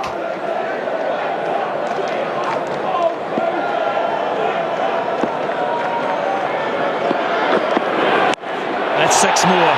That's beautifully timed. He absolutely pummeled that. Well, it was full and it was around about middle and leg, so maybe that option's wrong as well. Bad theory, Mark. Bad theory. I think outside off stump further. That's where you've got some players behind the wicket. It wasn't full enough for one. That's what they call a length ball at this stage, and that's asking for it. Doesn't matter how fast you bowl, how short the boundary is, that length is asking for it. If he's going to go full, he's got to be a lot fuller. He's got to be block hole.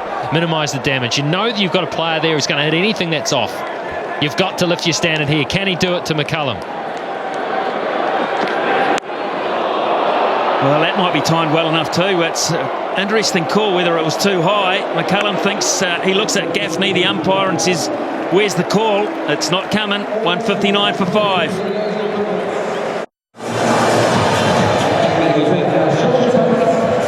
And over from here asks Australia to go and get 200.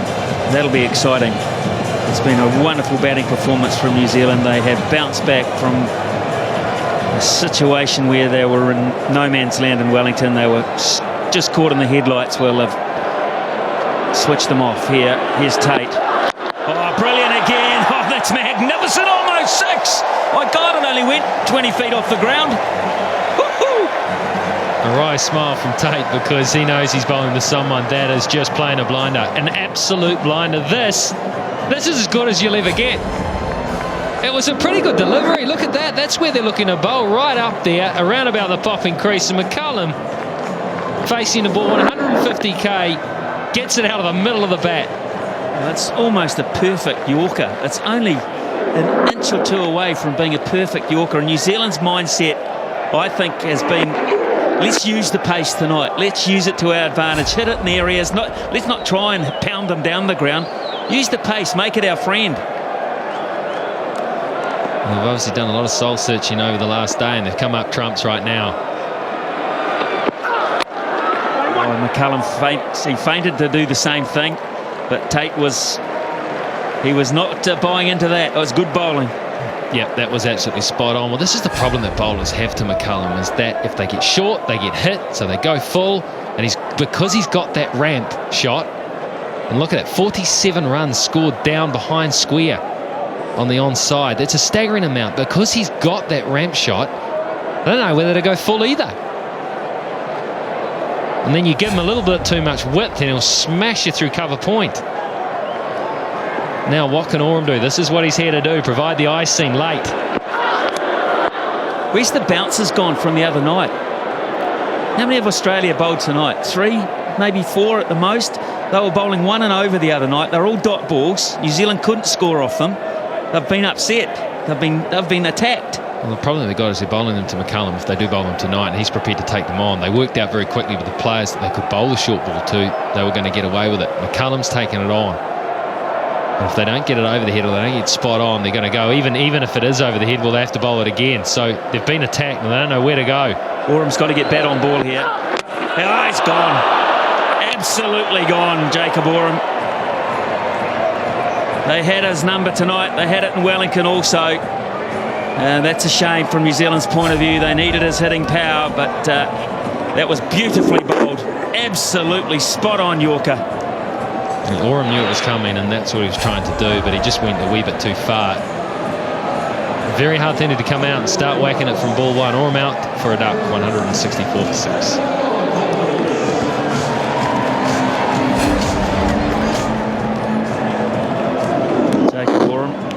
Absolutely got everything out of the way of that one. Unfortunately, that included the bat. Really they need to support McCullum here. They need to get McCullum to hit 4 balls out of 6 if they can. He is in just such a mood. Great bowling.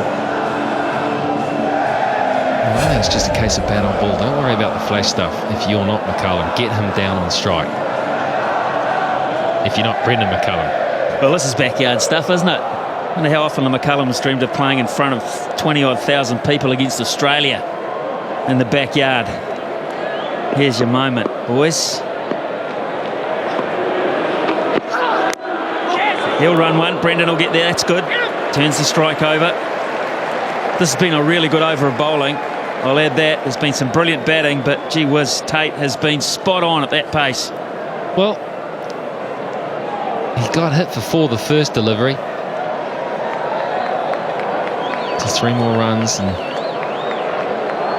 Brendan McCullum will make his way onto that honours board. Yeah, well, he's kept it simple this over. Yes, he went for 4 the full one, which was an absolutely superb shot and a freakish stroke from McCullum, but he kept it simple. He went full and straight. Because of that, odds are you might actually get away with a good over. It's been good, intelligent stuff from Tate. Oh, slower ball. They might, oh no, they won't pinch one. I was going to say they might get one on the throw back from Tate, but no. So a really good over of bowling that. You've got to take your hat off at that kind of pace with a slower ball. 165 for 6. Don't forget you can have your say on man of the match. Right now there's only one name that I'm looking to spell and do it with a B. But you never know, Australia still have to bat. Text 3-4 the name of your man of the match, 3454. Be the win with the National Bank. Just 20 cents, that's all you have to do. Spell it as it appears on the graphic.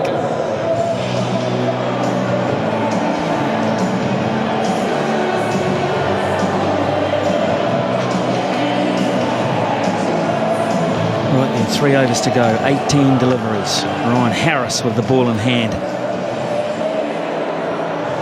Nathan McCullum on strike. He just needs to find a single early in the over. Nothing fancy. And Brendan McCullum was very disappointed. He was looking for a single the last ball. Just didn't get it. Good over from Tate. Can Nathan McCullum bring Brendan back on strike? Gonna have to go. Clark will throw. Oh, I think he was gone, Nathan, if he hit. Well, it wasn't a bad option at this stage because he was prepared to take the risk. There's only 3 hours remaining, and even had he been run out, he would have left McCullum on strike. Would have been out, that's for certain. Risk and reward. In the end, he got rewarded. Good positioning there from Tony Hill. Gee, he even appreciated it, didn't he? Pursing the lips, the umpire. Now then, Brendan McCullum just lost the strike. Has he lost the momentum?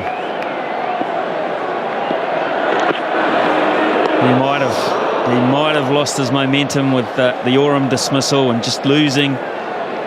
And it can happen. It doesn't take long for you to just, that automatic power, that timing, that vision just to disappear. Australia are doing their darndest here to try and fight back. They've bowled a few dot balls. McCullum's looking onside. That's 6. Oh boy, that's a trace of bullet into the stand. That. I somehow get the feeling that Harris was lulled into some form of security when the first one was missed, so he did it again. He's not going to miss 2. He is simply not going to miss 2 short deliveries. 91. He is making his way up that honours board. 100's on. He can go to 2. He could nearly go to 1 if he gets it bang on. Didn't get the timing. It was there to hit. They might get 2. He might get 4. Oh, it's raced away from Cameron White. That is a bonus because he didn't hit that at all. Well, he knows it. Pure hand speed. Pure hand speed helped by the pace of the bowling.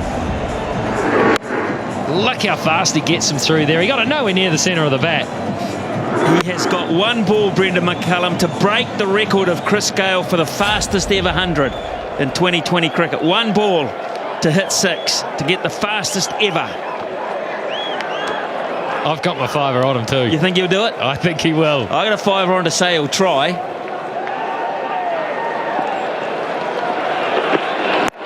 Oh, it's going to go down the ground for 4. He's going to miss out on the fastest 100, but he goes to 99. They're loving it everywhere. Beautiful batting. Oh, so close. So close, but this was brilliant. This wasn't far. He just played a good old-fashioned cricket stroke to this. A straight drive, straight back over the back of the bowler's head. Brilliant. Just take one, son. It's one ball to go in the over. Look at that. How good is this? Look at Mark Greatbatch. He's pumped. It's like the old days. Just take one. Get the strike back. Australia recognise that. Michael Clark's got them in a bit closer. Everyone's on their feet. The crowd's going nuts here. Just get one. Yes! What 100! What 100 that is! Just stay there and acknowledge everybody. Woohoo! Has he enjoyed that? You don't often see that degree of animation out of Brendan McCullum after everything that happened, after they waited so long for Australia to come to these shores. The marquee tour here in New Zealand, and what happened in the first game? He was out in the first over. That's why this means so much. It's been a brilliant display, but I think there's a lot of emotion inside that man right now, and they've been treated here as well. They've turned out in force here in Christchurch. They've been starved of this sort of cricket, and Brendan McCullum has repaid them and rewarded them. And that equals Chris Gayle as the fastest ever 2020 International 100. How good. How good. And even if you had to wait outside to get in, I hope you're in by now, because you've seen one of the great ones, and it isn't finished yet. 2 overs of batting to come. Well, the highest score's on here. 117, I think, is the highest score in 2020 internationals. There it is, Chris Gayle. That is on. That is seriously on. 2 overs. Australia might have to go get 200, folks. Here's Tate to have another say about that. Oh, this could be 6. It is 6. It's 15 yards over the top. Incredible stuff. That's using the pace to your advantage when your eye is at its very best. How do you do this? Look at it, followed him. He saw it coming. He had to throw everything, get everything out of the way. There was a bit of preservation in that too. It's staggering. It's absolutely staggering. Oh, look, I said it before, there's dentists all around New Zealand, around the world, rubbing their hands together here, because there's people going to try this at twilight cricket, club cricket, mercantile cricket, and it ain't going to work for them. You got to admire that every now and then you get beaten to the punch, and Tate, I think, does that. Oh, thrash square, another single. Oh, McCullum, Brendan McCullum.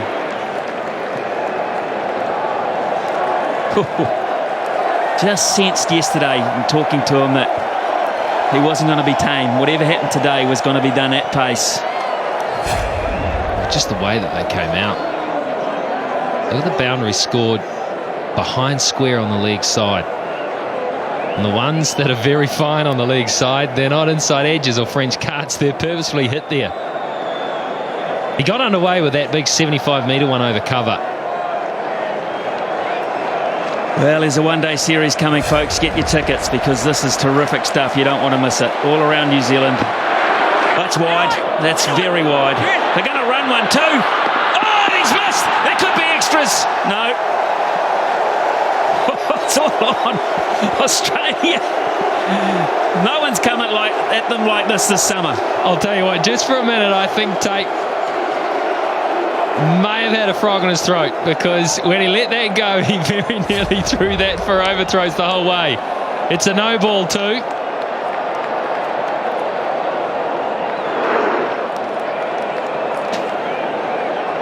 McCullum doing the right thing. He's down there for the free hit, and I think just then he thought, uh-oh, have I made a mistake? He tried to run the line of the throw too, Nathan.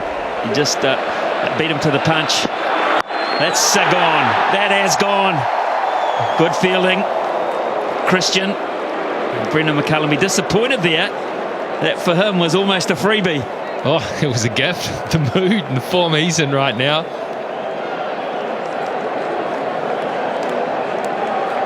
$192 for 6 and still 10 deliveries. Brilliant. Absolutely brilliant.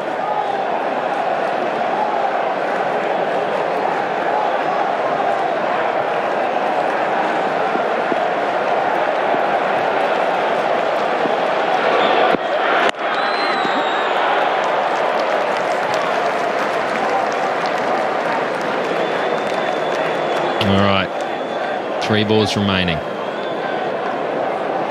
Brendan McCullum back on strike, is it? No. So that's how they've tried to bowl to Brendan McCullum. Look at those boundaries, those red deliveries there. Those are the ones that have been dispatched. Well, he's forced them to scatter their approach. He's forced them to almost bowl all over the show. Oh, and again. That's going to be 6 more. It's even bigger. It's even bigger. Brothers. I can't believe how well he is playing this shot. I just can't. It's the undefendable shot. Will they put a long stop in? Because they simply have to. He's just not missing it. The long stop's not going to matter either. It's going to go sailing over his head by 10 yards.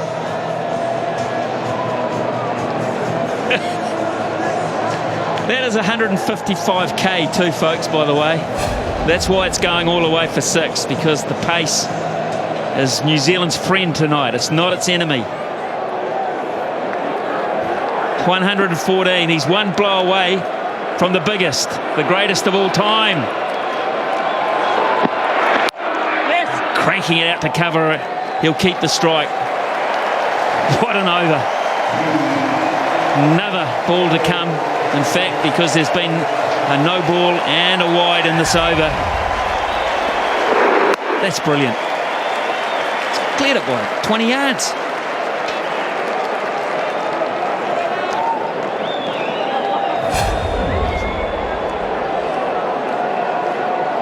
First time, Rigger, that New Zealand have ever scored 200 in 2020 cricket.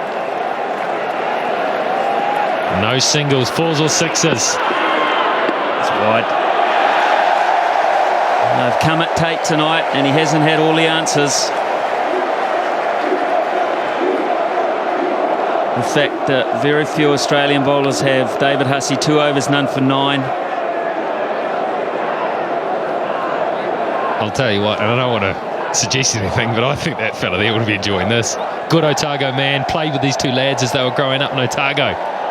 Best show in the house.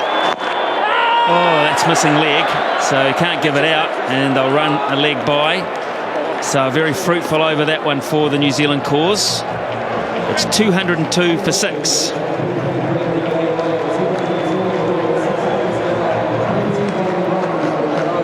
So Brendan McCullum is just 3 runs away from knocking over one of the very best hitters in the game, and Chris Gale, Johannesburg. Wonderful fast scoring hitters on that board. Nice totals. New Zealand quite got onto that list yet, but they can sneak on with a big over here. They're 202 for 6. And the last over is going to be bowled by David Hussey, taking the pace out of the game all of a sudden. Michael Clark. Who would have thought it? Tate's bowled us 4 overs for 40. Nanas, 4 overs for 51. That's good. That's just what they require, just the single. Now then, Brendan McCullum, have you got the energy left to hit it out of the park? David Hussey's kind of thinking that you might. He's going to go round the wicket to change the angle, so it's harder for McCullum to hit and try and push it wider of off stump, where he's got a little bit of cover behind square on the offside. 2 men there. So he's going to say to McCullum, you've got to hit against the angle as well. I'm not bowling it into your arc, I'm bowling it away from it.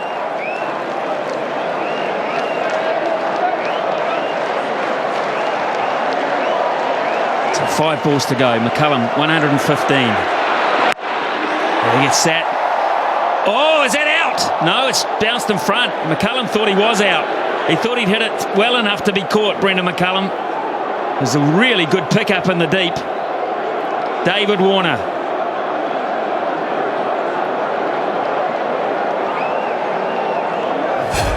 It was a courageous pick-up in the deep. To actually keep moving forwards here. It's beautifully picked up. And Brendan McCullum thought he hit it straight down his throat. He stood, was all set to walk off. And he does deserve to walk off by himself too, but not yet.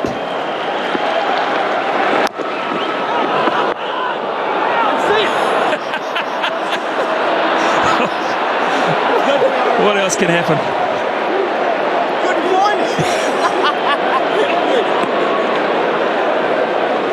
That's brilliant. They might make an ad out of this.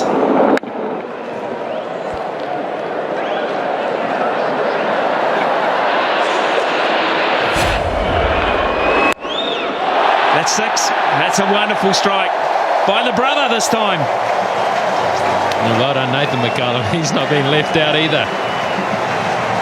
10 from 7. He's doing his best to get his brother down on strike, but when he gets one like that, he's prepared to take advantage of it. It's good stuff. Well, for the records, we really need him to get a single here, so Brendan has a chance to break the world record for 2020 cricket.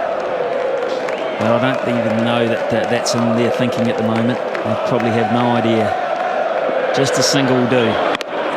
Can't get it. Can't get it. That was beautifully bowled from Hussey across the right-hander. Good length. Oh, he's devastated there, Nathan McCullum. I think he was aware of what was going on. In the end, barring a no ball or anything like that, it's going to be 116 not out. It's going to be one of the great innings. When you think about what happened in the game before, it is one of the greatest innings. Well, the crowd are on their feet, and they won't sit down till Brendan McCullum's back in the hut. Over the top of cover for 4 more. Yes, 1 bounce 4. And let's just stay with Brendan McCullum, because they will stand as one for him tonight. Just brilliant. The Australians come to him too as a man to congratulate him on what is just absolutely fantastic. They loved it. They all appreciated the skill involved, the daring involved. Let's get in under that helmet and stay there. Heart must be pumping.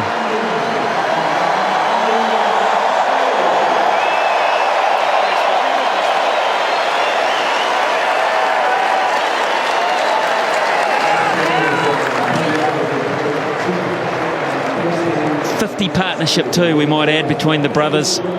Going underneath there, and Brendan just left 1 run shy of Chris Gale. Lost a little bit of strike towards the end, but it's a record that everyone that's at this ground will acknowledge as Brendan McCullum's highest score by a New Zealander. And in that kind of hitting form, he might just get 117 one day. That's the equation for Australia. They need to get 215 in their 20 overs at 10.75. If you get them, Australia, good luck. You'll have really thrilled the house, and those sitting at home. We'll see you back shortly.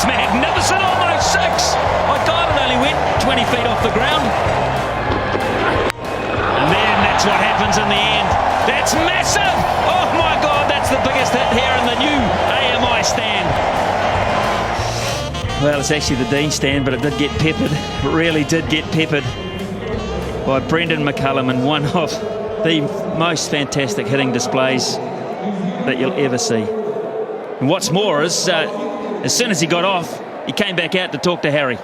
I'm just here with Brendan McCullum, the man of the moment. That was a sensational innings, Baz. That's the best innings I've ever seen live. How did it feel? Yeah, it felt a bit scratchy to start, to be honest, H. But I think on a ground like this, with a wicket like this, if you can get underway, then you can get a little bit of luck and manage to ride it all the way to the end. But I thought, it's a good score. We're going to have to bowl well, but it's a good score. On behalf of me and everyone here and everyone that's watching tonight, mate, that was sensational. It was great to watch. We hope that you've got enough. I reckon we should change that shot from the Dulshan to the McCullum. Not so sure. Thanks, Lux. Cheers, mate. Mate, have you ever hit it that well for so long?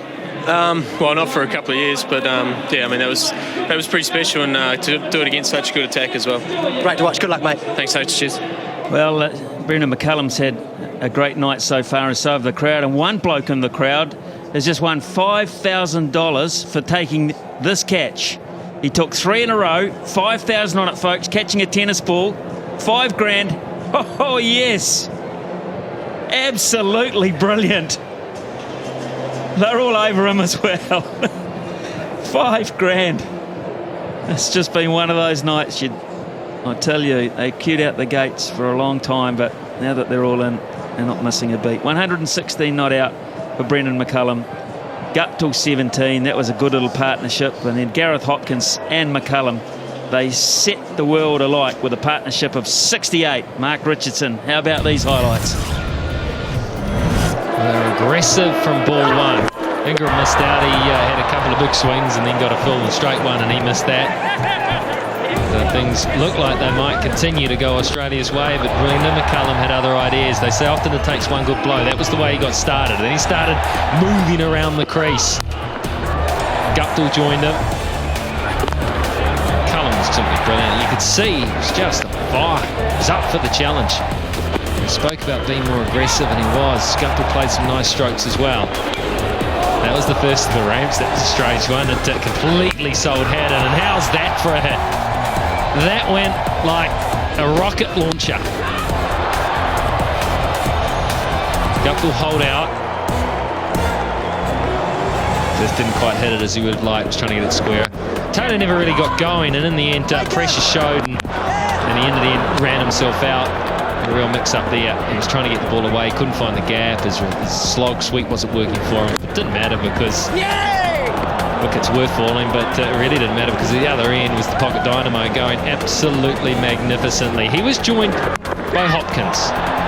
Together they put on 68 in no time at all. Hopkins showing just why he has been selected in this team. He combined really well with Brendan McCullum. He went past 50, and then he unleashed. He started getting more and more of these strokes out. They bowled short, he put them away. They bowled full, Hopkins put them away as well. He hit that very hard. Both of them like to use the pace, and this is something that they would have spoken about in volumes over the last day. Somehow he one-handed that one into the stand. He was a little unlucky here. That was what he was looking for, but he was looking for a fuller ball. In the end, he got a shorter ball and tried on the stumps. He hit it for 4, but McCullum continued. All of a sudden, Tate and Nanners. Well, Tate I thought bowled pretty good length, but he was just bowling to a brilliant player. Or never really got started. Nanners in particular completely lost his length under pressure and was taken. He bowled 4 overs for 51. Harris had a go. He didn't bowl the Yorkers, so got put into the stand. It was all great fun. They turned out in force here at the AMI Stadium, and they were rewarded by one of the great hundreds of all time. Equalled the record for the fastest 100. In the end was one shy of the biggest 100 in 2020 international history. And Nathan McCullum got in on the act too. The night so far belongs to Brendan McCullum. 116 and 56 deliveries. There's been some great innings played on this ground. You think back to a test match when Nathan Astle hit 222. Well, that one's just as memorable, that 116. The bowling, well, tale of two games. Tate, 4 overs for 40. Nanners, 4 overs for 51. The destroyers, the people that were apparently too quick for these black cap players. Well, not the case. The thinking's been done. Harris, the other quick bowler, who bowls up round 150, he went for 40 as well. It was the slower bowlers that were spared, but still they went for 7 and 8 apiece, and Hussey and Smith. And Christian had no impact at all, the all-rounder.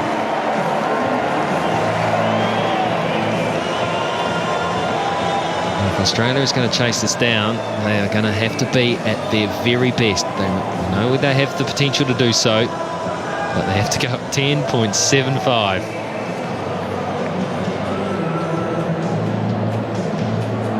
They're having a lot of fun here. They queued for a while to get in. They filled out this wonderful new stadium they have here, and they've been rewarded with a real comeback performance. Now, can the Black Caps back it up with the ball? Will David Warner get on the act? He missed out somewhat, scored 19 in the first game, showed glimpses in this country of just what he's capable of doing. He's yet to have a real top performance against the Black Caps, as this is night. If it is, I think we're in for a cracking night. Shane Bond, who troubled them, is a key man here.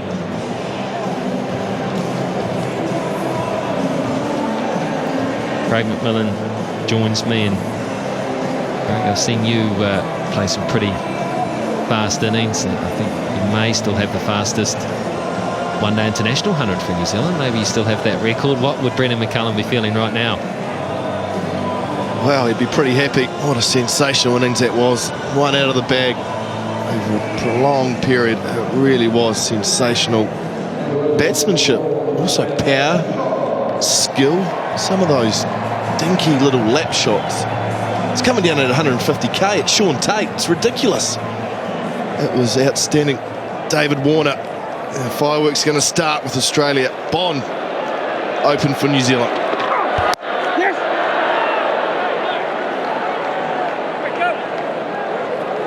I think they would have done their homework as well to Bond here. He troubled them. They set high standards, this Australian team. The thing here is they can't afford to respect Bond. They've got the score of pretty well everyone. Haddon, of course, Shane Watson being rested for this match. Very much a case of rotation as they trial players leading up to the T20 World Champs. So Haddon gets an opportunity. It's a very good wicketkeeper batsman. Another key man will be Daniel Vettori if New Zealand can defend this.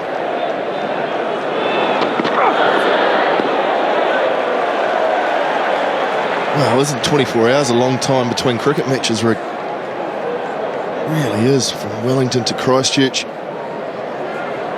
And I'm really looking forward to see how Australia respond to this. And a pretty good summer, unbeaten, but you have to say that record is under serious threat tonight. How will they respond? They'll come hard at New Zealand. Bond will be a key figure for New Zealand.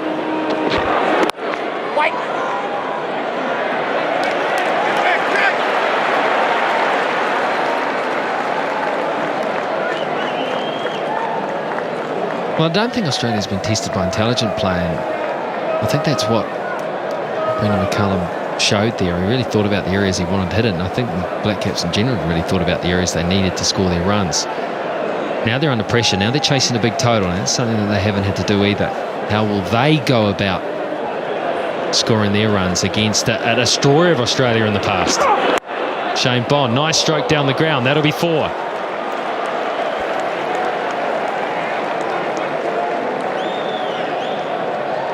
Oh, good start for Haddon. He nearly took his partner Dave Warner out. Look at this.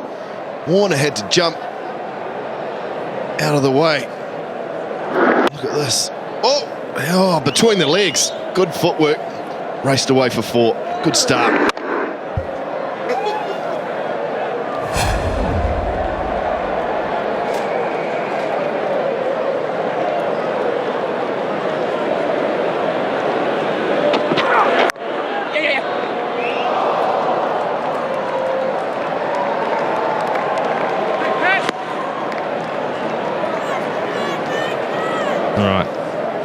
David Warner.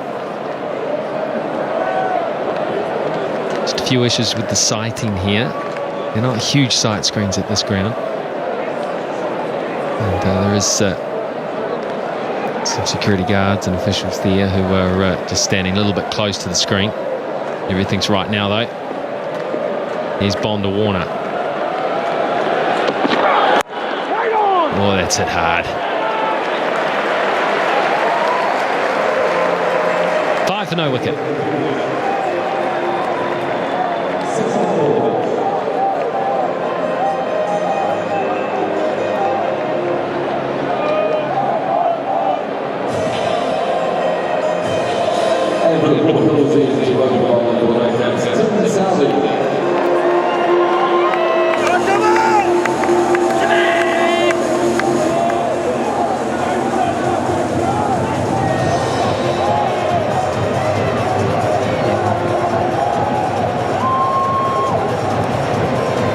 Tim Southey, who gets an opportunity at the expense of Daryl Tuffy. He probably doesn't have particularly fond memories of this ground after Brenda Sewak got stuck into him.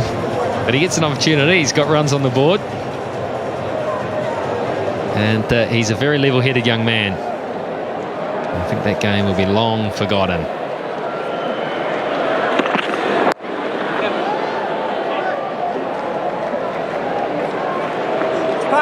Well, I'm really looking forward to Australia's reply here, Rig, because you know how hard David Warner goes at it, and that's when he's chasing totals of 120 or 130. So I'm going to be very interested to see how he goes about. He knows one pace, very clean hitter of the ball. He's destructive at best, and Australia are going to need something pretty special from one of their top 4 players tonight if they're going to chase down this total. That's what he looks to do. Anything around about a good length, even slightly fuller. He's got this ability just to hang around on the back foot and swing it over to wicket. Interesting, Southey going cross seam. Not allowing any swing going across the seam of the ball. And that New Zealand total of 214 is the highest total by any country in T20 against Australia. So excellent stuff from New Zealand. Got it straight and got it beautifully too. Look at that, David Warner.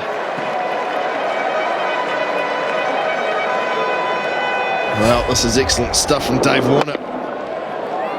Falling straight, Southey. Allowed Warner to get underneath it. Very good cricket shot, straight down the ground. Southey is going to be under pressure because this man is so destructive. So much power in that short frame. Now, I think full is where you want to be to this guy, but I think you've got to be full and very straight. But you can't miss. He's so talented. You simply have to be bang on that Yorker length. That's too much length. That's too much length, and it goes for 4. It was testing. Bond had a wee sniff of it, but he couldn't get there, and he doesn't know if it's gone for 4 or 6. We'll have a wee look at that one. No margin for error. This time Southey bombing a slower delivery, rolling the fingers on it. Not where Warner wanted it to go. It's very short over point. That is probably the shortest boundary on the ground. About 60 metres down there. And it's just bounced in front for 4. Too much width. He's got to be straighter. He's also got to be fuller.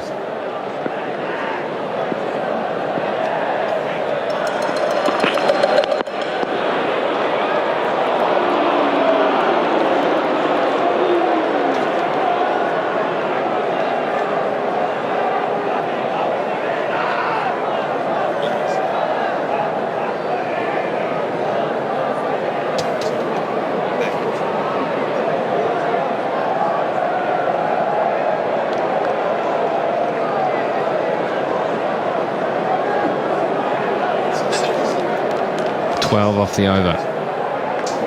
2 balls remaining in it. Under a little bit of pressure.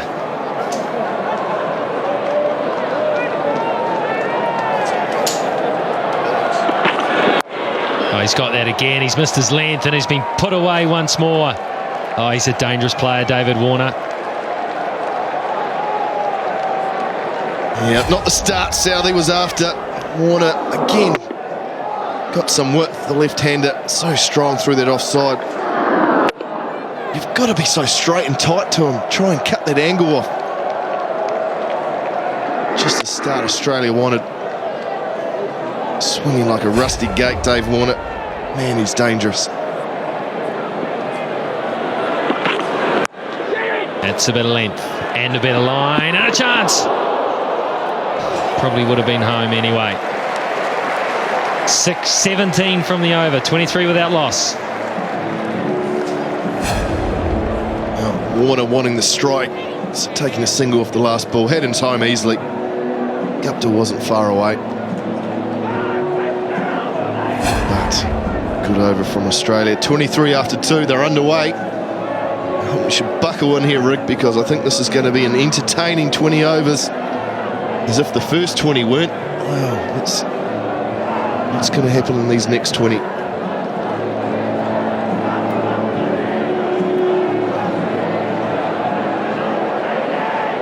Bit of work to do. He knows he has to be on with his field sets and his bowling changes. Vittori, he's Bond.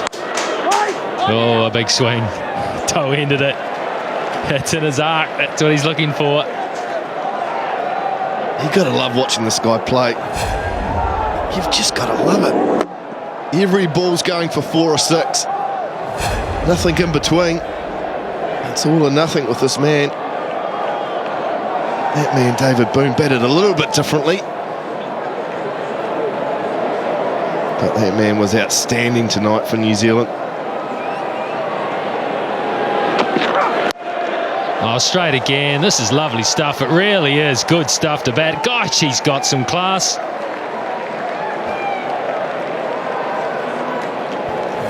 Oh, just a quality cricket shot down the ground. Nice high elbow. One bounce for 4. Now Bond's under pressure. Was closer into him, but still managed to play a very good shot. You notice how he cleared the front leg, looking to go onside, and then realised it was a line that he could go offside with. It's clever stuff. Wow, what a crowd tonight. AMI, 26,148. They have really turned out in their numbers tonight, and they'll go home very happy, especially if New Zealand can pull off a victory. High, they're going back. This is a chance. It'll be a tough catch. It's a biggie. It's a beauty. Tim Southee, the young man with a cool, calm head, and Shane Bond has made a vital breakthrough.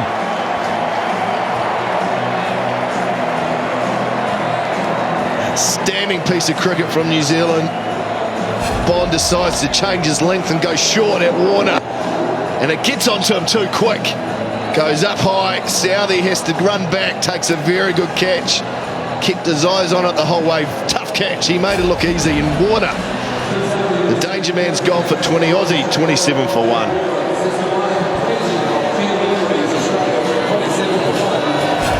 Smart from Shane Bond. He went short, and look, he took his eyes off it, did him for pace. And Southee had to 20 metres to run. Very good catch. 149k bouncer right on the money, right at the throat. Climbed on him, and it was on him too quickly. That's a good catch, because you know who you're under. You know who you're trying to catch out there, and you know it's tough. First over's just gone for 17, then you're under the pump running back to take the catch of the danger man. Southee did it beautifully, just what New Zealand wanted.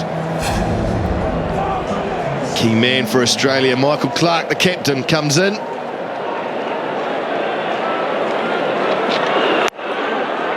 The batsman crossed, so Clarke is at the non-striker's end.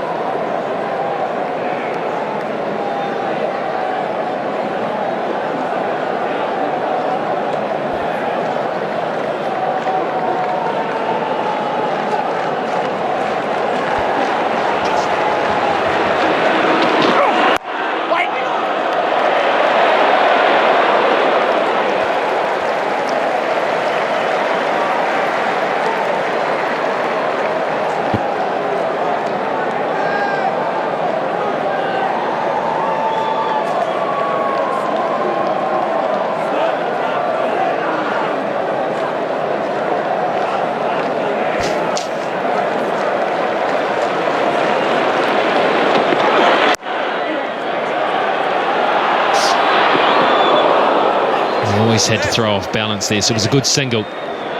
Clarke will bring a headiness to the whole thing here, but will he score fast enough? He'll look to, in some ways, anchor there, and he's looked to get his hitters on strike. 28 for 1. Straight. Partial stop from Southee, but it will still go for 4. It was hit so well.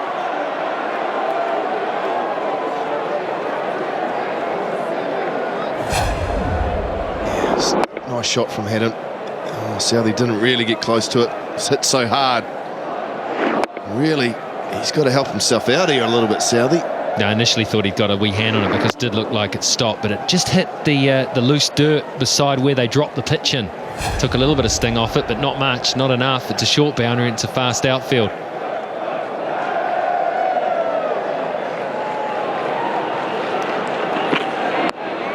Oh, he got away with that one with fine leg up.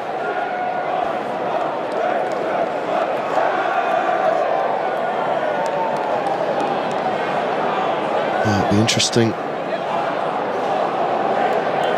to see how Michael Clarke plays here, Richie, because he's not known as a big hitter, but he's very good at rotating the strike, picking gaps.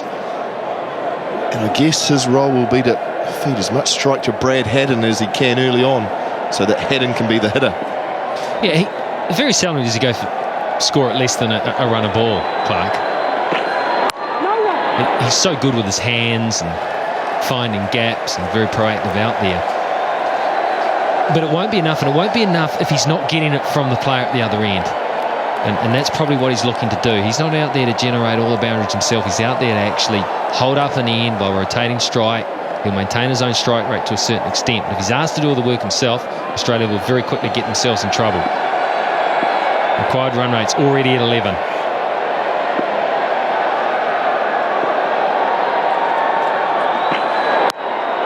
He's got that one out of the screws. Really has. That's a good way to start.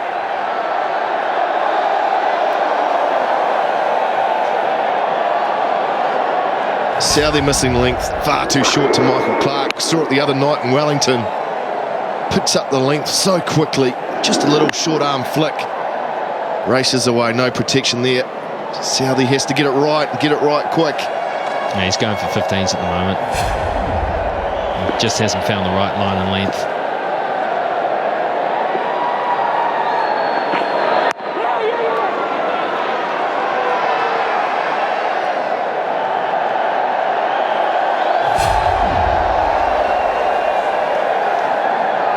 Look at that, no consistency at all from Southey. He's been punished. He did bowl at David Warner, which is a difficult task, but important. He uses this new ball, chips a wicket or two out here.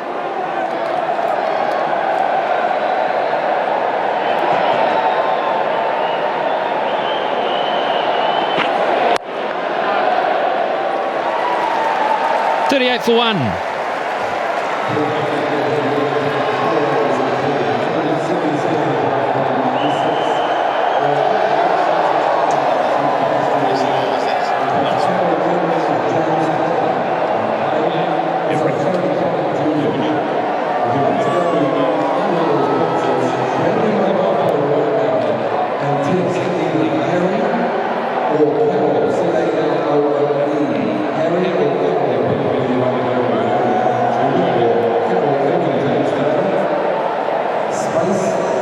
It's a beautiful evening, and it'll be a heck of an evening if Australia are able to get across the line here, because it will be the highest run chase, the highest successful run chase. The previous highest was India, who made 214 versus Sri Lanka at Mohali. They won that one, 208. That was a win. But then the rest have been losses, good efforts but losses.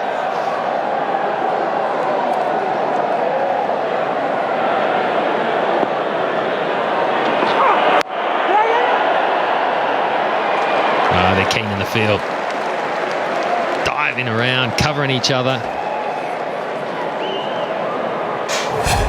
New Zealand are keen in the field, so they should be too. So good effort from Ingram, McCullum, making sure someone got behind it. Really interesting that Shane Bond's bowling his third over, Rick. Only bowled 2 the other night. Good to see Vittori attacking with Bond. I can't imagine he'll bowl a 4th straight up, but Vittori will know that while Bond is doing a good job at his end, he can really lift the runs required early. Can't get it through. Good field set too. They've got a packed offside field, very, very square. You've got a third man, but then you come up to almost a backward point, then a point who is also backward of point. Then you've got a man just in front of point, and cover is very square as well. A real umbrella there on the offside. They've done their homework.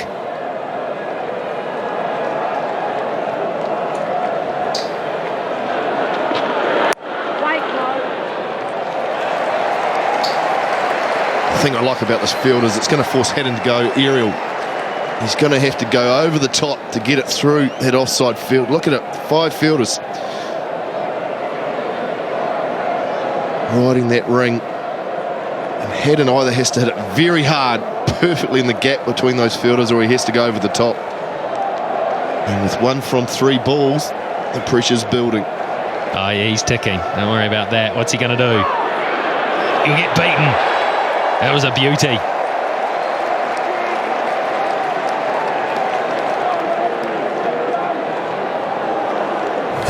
beautiful from Bond. Brings the link back again across the seam. Adam jumping. Bit of swing there after it went past the bat. Adam practicing the shot he should have played. What an over. This has been 1 from 4. 2 big balls to finish this over off.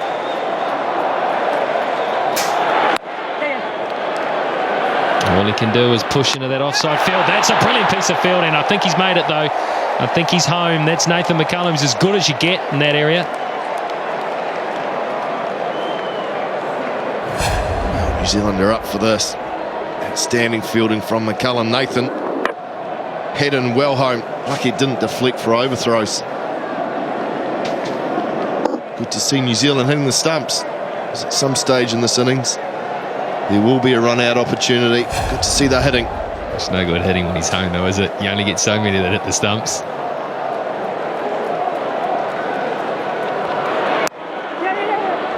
No, Bond, simply brilliant.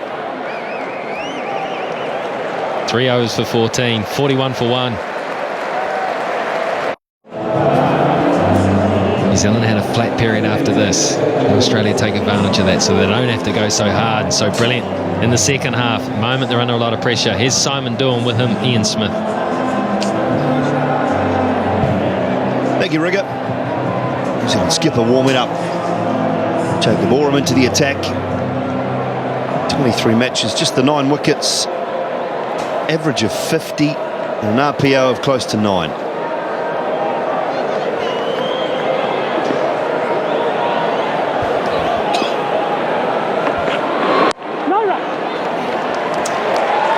The one thing you will say about Australia is they've got some pretty cool heads under pressure, and they realise that they don't have to go after it McCullum style. They just need a controlled, concerted effort right the way throughout the order.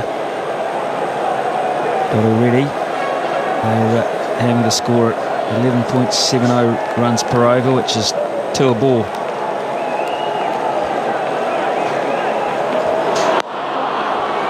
It's nicely worked, and that may well go through to the fence. It does. Geez, a great timer of the ball, Michael Clark. Well, Oram tried to take the pace off it, just 113 Ks. Michael Clark was well and truly up to it. It was a slower ball, he just turned it away nicely and used the pace of this outfield and the short boundary. Well, that's not an easy shot to play. It really isn't. From outside off stump like that. No run.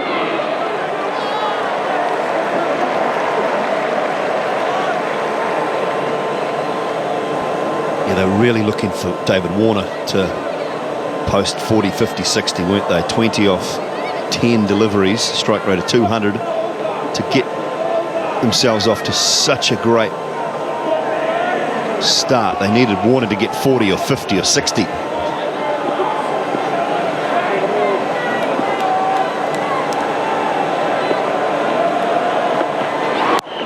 There'll be 4 more. Oh, no, it won't. Oh, my goodness. Thought he cleared to himself. What a great effort. What a catch it would have been. Oh. Boy, it's gone after it, Clark. You're right, I thought it was over for all money. Great, it actually went too far in the end, Tim Southey. He got it on the wrist. The hand went past it. Super effort. Well, he saved a couple. Let's put it that way. Wide on! No gap there. New Zealand have been very strong behind that point area with their field placings. Just, yeah, it hit him the bottom of the hand, not in the palm of the hand, at the base. And for that reason, it just bounced out. It's a very hard part of the hand area. Terrific effort.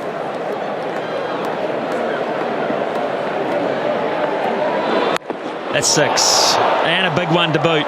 A monster! Took the pace off that, Jacob Oram, but Michael Clark put it back in. It's 53 for 1. Did he what? 50 up for Australia in superb fashion. Just the hand speed, really. I mean, you watch McCullum swivel when he hits the ball leg side. That is just pure and simple hand speed, great wrists. No swivel at all. Back foot, front foot stay in very similar areas. Just gets the hands through the line of the ball, finds the middle of the bat. Good catch too. Well done, that man. Well, here's the key point in the match for me. How do they handle Daniel Vettori? Very few sides have collared him recently. Can he be a trump card and break this partnership?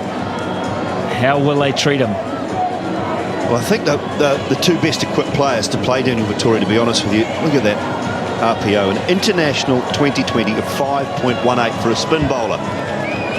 That is superb, really is. These two players, Brad Haddin and Michael Clarke, I think use their feet as well as anyone in the Australian side to spin bowlers. They don't have to come down all the time and play big shots, but they use their feet, they take the singles well. Daniel Vettori would be happy for them just to push around for ones. But yes, you're right, we will see them dancing. Don't think it'll turn a lot, that won't help him. But his vast experience and his ability to mix up the pace, that's the key. Might get a little bit of drift.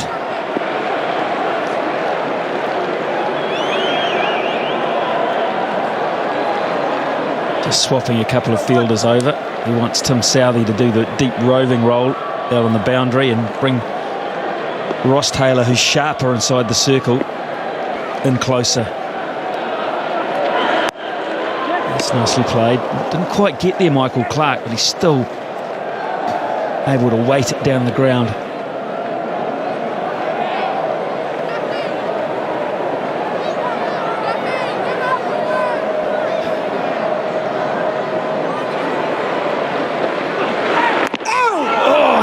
Chop that on, it's going to race away for 4, is it? Yes, it will. Oh, but chopped it onto leg stump. Wow, that's incredible. It was a quicker ball from Vettori, 97 Ks, hadn't looked to go back. And he got the inside edge of the bat. He knows himself that he was very lucky. Well, he can't defend that. It's just bad luck. So 59 for 1. Australia going well. Vettori flatter. Again, another fumble from maybe Guptill this time at New Zealand. Just at the moment, they're coming at them. They're coming back at them. Well, just those stats for Daniel Vettori, 5.22 runs per over. If you go through the list of players with the best economy rates, Price, O'Brien, Adoya and Davidson are at the top. They're the only ones ahead of Daniel Vettori. Ray Price from Zimbabwe, O'Brien from Bermuda, Adoya from Kenya, and Davidson from Canada. So he's the best of them, really. Of the guys that play a lot of international cricket, Daniel Vettori is the best. And backed up too there by some brilliance from Brendan McCullum, enjoying running around the outfield, stretching the legs.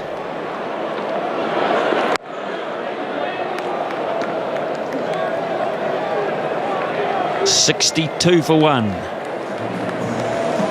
$1,000. That's art. Pay some cameraman megabucks to get that one shot every season. Yeah. Ugly Dave. We don't need to pay him anymore, to be honest with you. And let him go now. He can go home. He's done his work for the night. That's it. Actually one we recorded last year, to be honest. Here's Jacob Oram. He wants a better over this time round.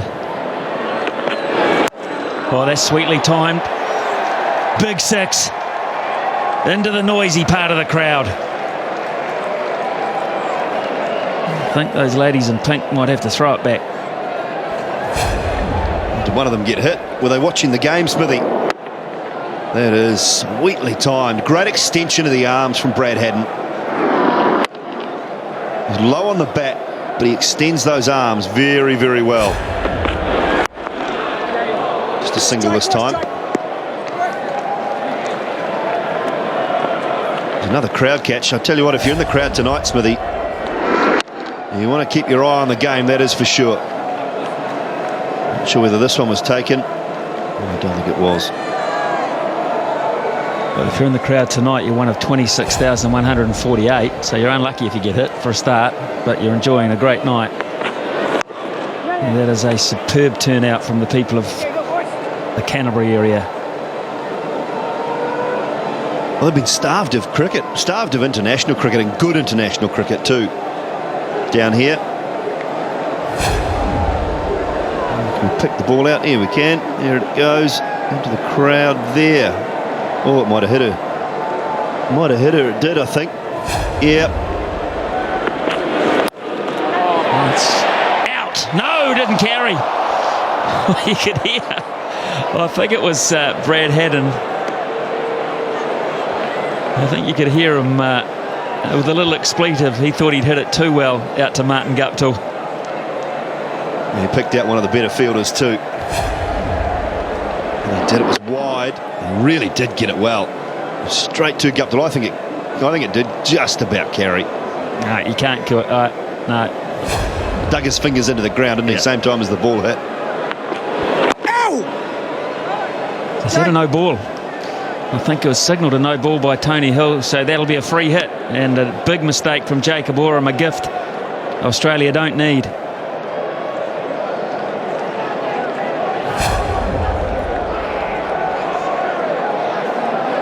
That was the Guptill attempt, but here is the indiscretion from Jacob Oram, and he well over too. Good call, Tony Hill. So the field changes because Michael Clark is off strike, Brad Haddon on strike, so he can change the field. Free hit, where's he going to go? Into his stumps.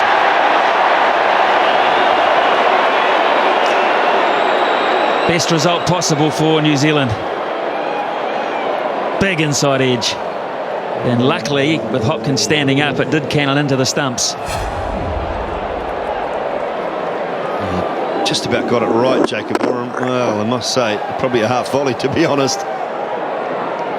Haddon just couldn't quite get a hold of it. What he succeeded in doing was getting that inside edge.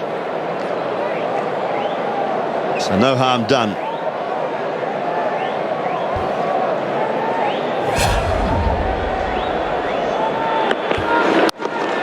Good Jake, good Jake. Come, Jackie. Just the one. Another good over of batting for Australia. They're far from out of this at 74 for 1.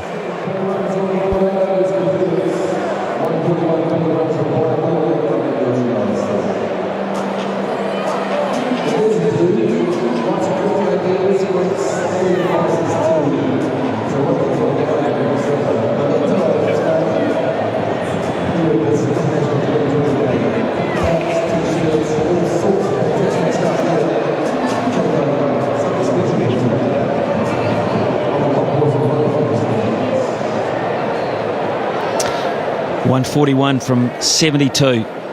It's on. Here's Vettori.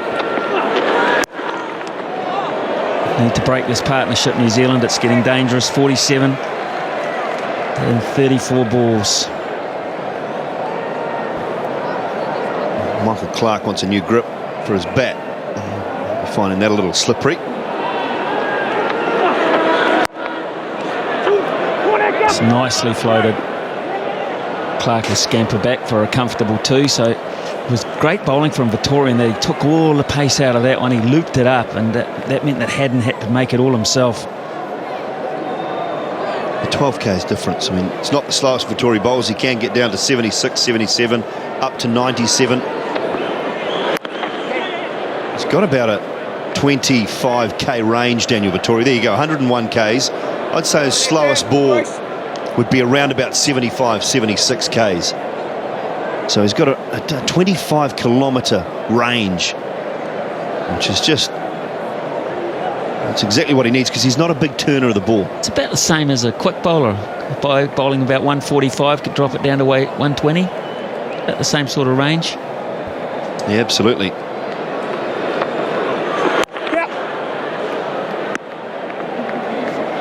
The great thing about Vettori is he just knows exactly when to bowl it. He knows when to give the carrot.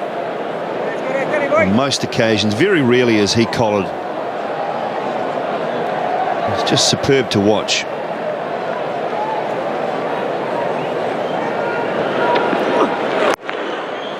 This is really good bowling from Vettori. He's not being punished.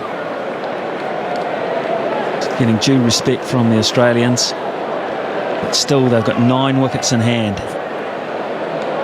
They'll be enjoying this. This is the hardest they've been pushed this summer.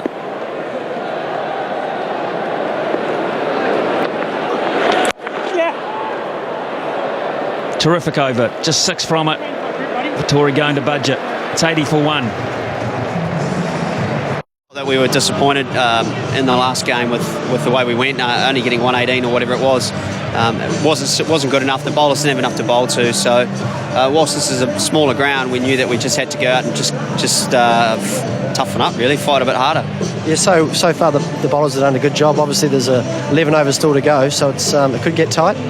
Yeah, you're only sort of 1 or 2 good shots away from having a bad over. So the guys just got to make sure that they close out each over, and if they go for an over without a boundary, then that is gold. Yeah, cool. Well, obviously not a part of the 2020. Well, you're part of the squad, but you must be looking forward to the one-days coming up. Yeah, absolutely. It feels like a long time since I've played, but that's just the way it is. It's been good getting back in with these guys in the camp, trying to keep a low profile. Make sure they do whatever I can to help these guys get ready for these games, and then when my turn comes at the end of training for a bat, then I'll get in there. Well, you've been in great form domestically, so good luck when you get your chance. Yeah, thanks, mate. Cheers. Cheers, guys. Back to you. Thanks, Harry. Thanks, Scott Styris as well. Yes, Napier, he would probably be in action, I would think, in the first of the one-dayers. Might well be in action for Jacob Oram. They fill a similar sort of role. Oh, that's big effort from Vettori. Very quick throw. It wasn't that long ago Daniel Vettori couldn't throw the ball. Nice to see that part of his game is back. Yes, although Oram did play very well against Bangladesh at Napier, I must give him that.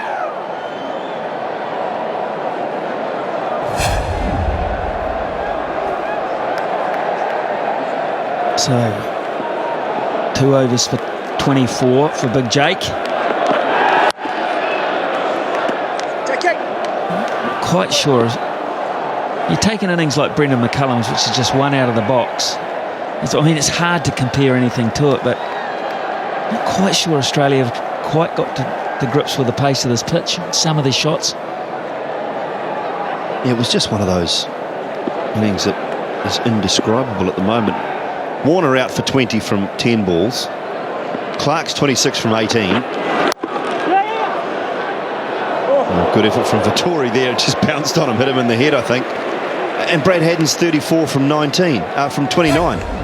So they're all scoring it well and truly in excess of 100. And they're going backwards at the run rate stakes. Have a look at this. It's just a bad bounce. Well, it's a shocking bounce. They come off the halfway line, the rugby halfway line or something.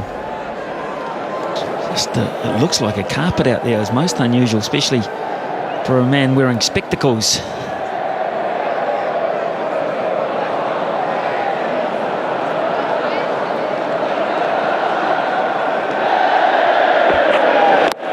Nicely bowled, but it's been beautifully worked.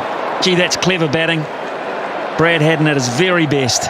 Wasn't that bad a ball. Good delivery. That was a good delivery. Have a look at this from Haddon.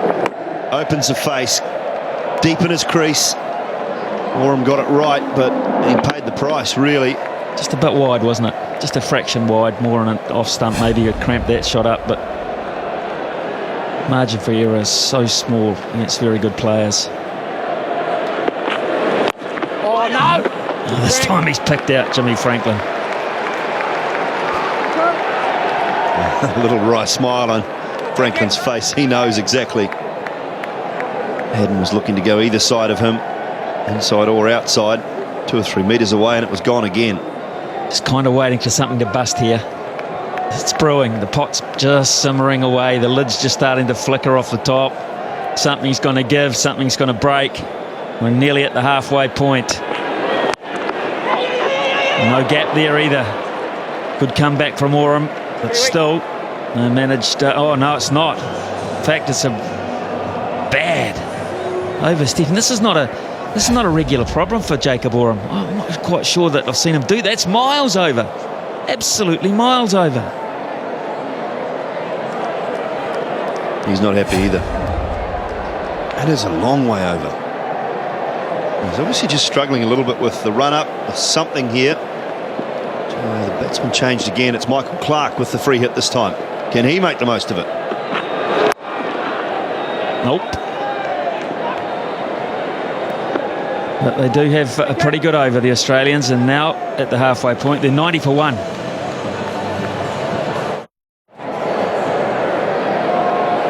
So 90 for 1 Australia. It's a good partnership of 63 so far. Vittori continues. Clark advances. No run there. Ian Smith has gone to the back of the room, had himself a cup of tea, perhaps a lie down. Craig McMillan's in alongside me.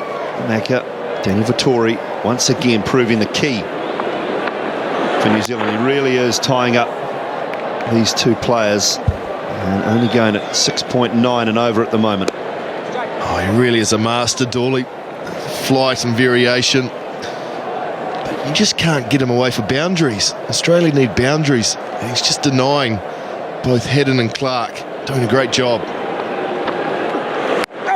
Well, he can now, because that will be 6. Well and truly over the boundary. It was a good effort from Martin Guptill. He's just about taken out one of the cameras. I think he has taken out one of the cameras. One of our run-out cameras, in fact. Well, I spoke too soon, didn't I? Didn't deny them long. Haddon goes over mid-wicket. Good contact. Quite a big boundary out there. Reply from Vittori, but the damage done.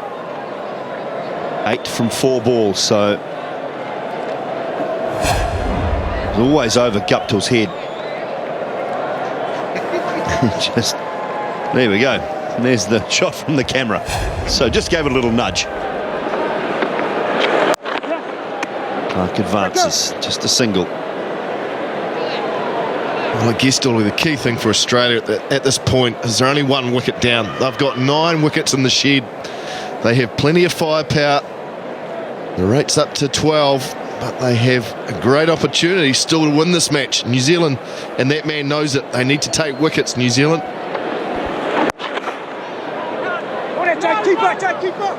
10 from the over. 100 up, and it's 100 for 1. Yeah, somebody's got to score at 200. Somebody's got to strike at 200 for them, really. 115 from 54.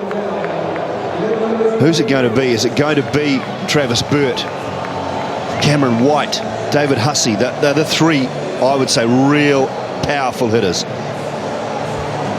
Steve Smith also has ability with the bat. But they need somebody to get a 35-40 off 12 deliveries. I have to say they've got enough in the shed to do that. Beautiful evening here in Christchurch. Game is set up beautifully.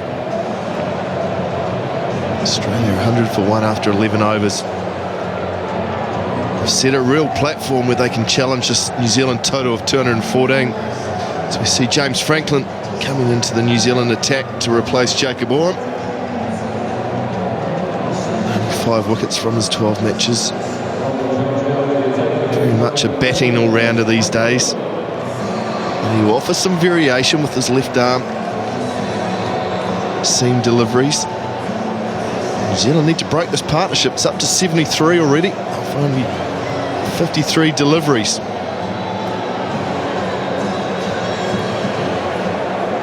I mentioned it before, Australia are ahead of where New Zealand were, but it's this period of 5 overs. Oh, that's flat. Should be out. Will be out. Very well taken, Peter Ingram. What a good catch. It was low, just inches off the ground. And James Franklin has picked up a wicket with his first delivery. Wow, what a start for Franklin. Bangs it in short. Haddon picks out Ingram, who takes a very good low catch. Never easy coming in like that. Great catch by Ingram. And Brad Haddon's good innings at 47 is over. Australia are 100 for 2. That was a terrific catch. Good innings too. Brad Haddon opening the batting. Shane Watson being left out of the squad tonight. Rotation, we're told. Just take a look at this. Oh, it just stayed in too. Hit the top of the hands, hit the hands hard, but went straight back into the fingers rather than up and out.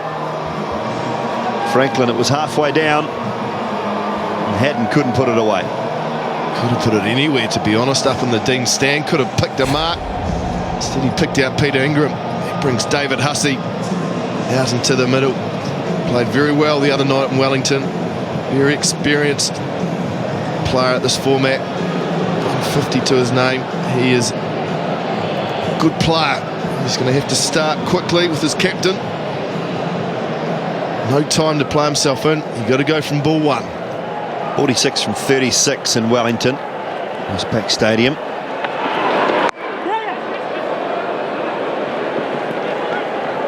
You're right, he can't afford to play himself in. This is the reason he's here. Have a look at this ball. Oh, look at it. It bounced up, hit the thumb. The thumb was the key. And the thumb pushed it straight back down into the fingers.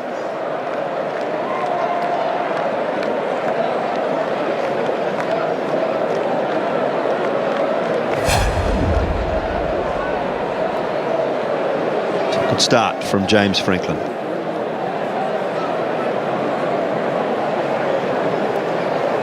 Missed out with the bat today. Everyone's still got an important job in the field for New Zealand. Great start for Franklin. Hasn't done a lot of bowling recent times. Just the confidence boost he needed.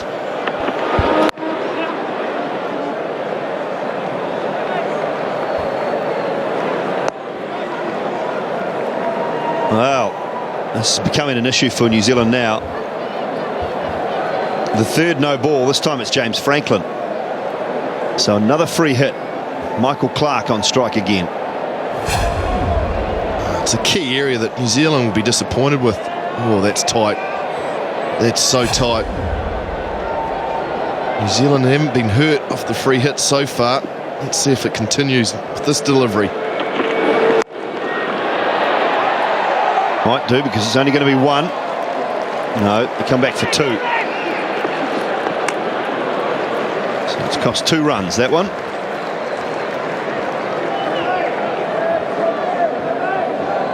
I just wondered, Dawley, as a bowler, is that just the extra pressure that they know they're under because Australia are going so hard at them and maybe overstretching?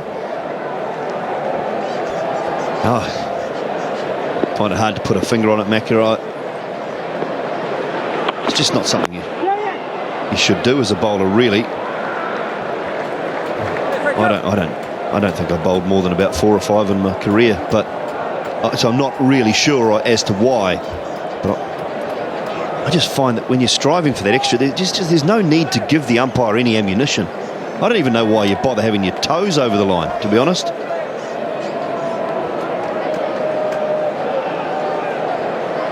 Just get far enough back so that he doesn't even have to worry about your end, and all he's got to do is concentrate on the far end. Anyhow, it's gone. Franklin's in the midst of a very good over. 1 ball remaining. He's gone for 6. That run rate now 13.5 and over.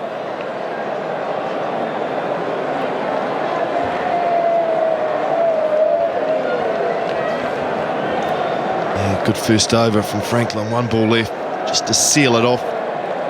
That man hasn't been used at the bowling crease yet. I'm sure he will be. Oh, that is beautifully timed. David Hussey. Boy, that's a good shot. 10 from the over, 12 gone. It's 110 for 2.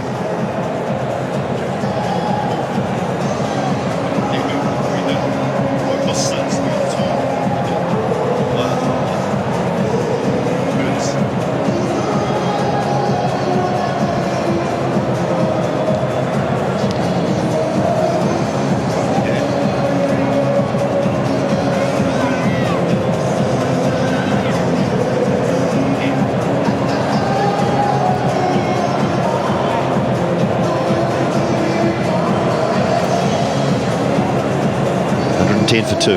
Michael Clark, the skipper, 34 from 26. Just saw David Hussey had a beautiful boundary off the last ball of James Franklin's over, and you make a good point, Macca, as far as to say that the no ball actually cost 6. It did. He wouldn't have had to bowl that last delivery if he hadn't bowled a no ball. He got 2 off the free hit, 4 off the extra ball, 6 in total it cost. Very expensive. It was a great over until that last ball. Nathan McCullum, New Zealand off spitter into the attack. And he's got a key job here. Really does. Needs to be nice and tight, keeping the boundaries to a minimum. Try and pick up a nice early wicket. I think this is make or break time for Australia as well as for New Zealand, because the man who is just making his way to the striking end, David Hussey,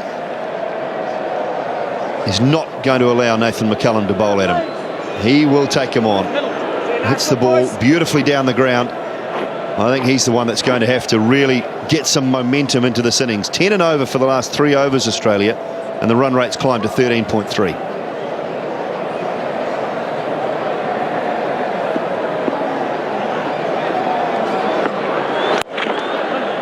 It's good use of the feet. You're right, Dooley. Hussey is going to be very active right from the start. And he won't be looking for 1s or 2s. He's going to be looking to pepper that boundary to try and stay up with that rate that's, as you said, up above 13. Clark goes. He goes over mid-wicket. Does he get it far enough? Yes, he does. Just 4, though. 1 bouncing into the fence.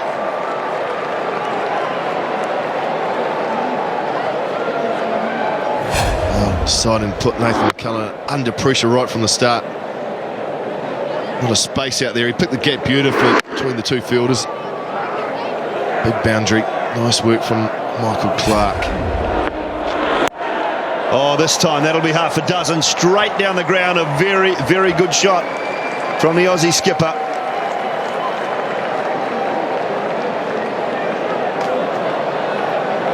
Great batting from the Australian captain. Look at the use of the feet to hit straight down the ground. Beautiful shot. Putting Nathan McCullum under big pressure right from the start.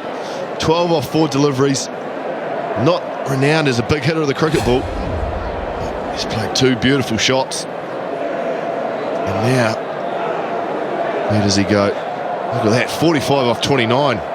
Striking at 155. Just what Australia needed in this situation. Oh, outside edge. A little bit of luck, but perhaps he deserves it. And has gone away for 4. Nathan McCullum now under some real pressure. No joy for McCullum. Clark gave himself plenty of room outside leg stump. One of those ones, if you swing hard enough, you get an edge, she's going to run away. Fortune favours the brave. Clark's being pretty brave right at this moment.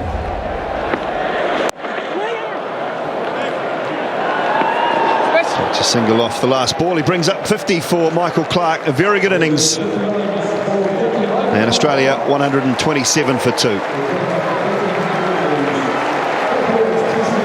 Just the innings Australia needed. Captain leading from the front. 50 off 31. 4 4s, 2 6s. It's been outstanding. It really has. Very good runner between the wickets. Look at those singles mixed in with boundaries. Good batsmanship. Hitting boundaries, picking up 1s, always rotating the strike, keeping the scoreboard ticking over. It's been a superb innings, but Australia need more. Down to 88 needed.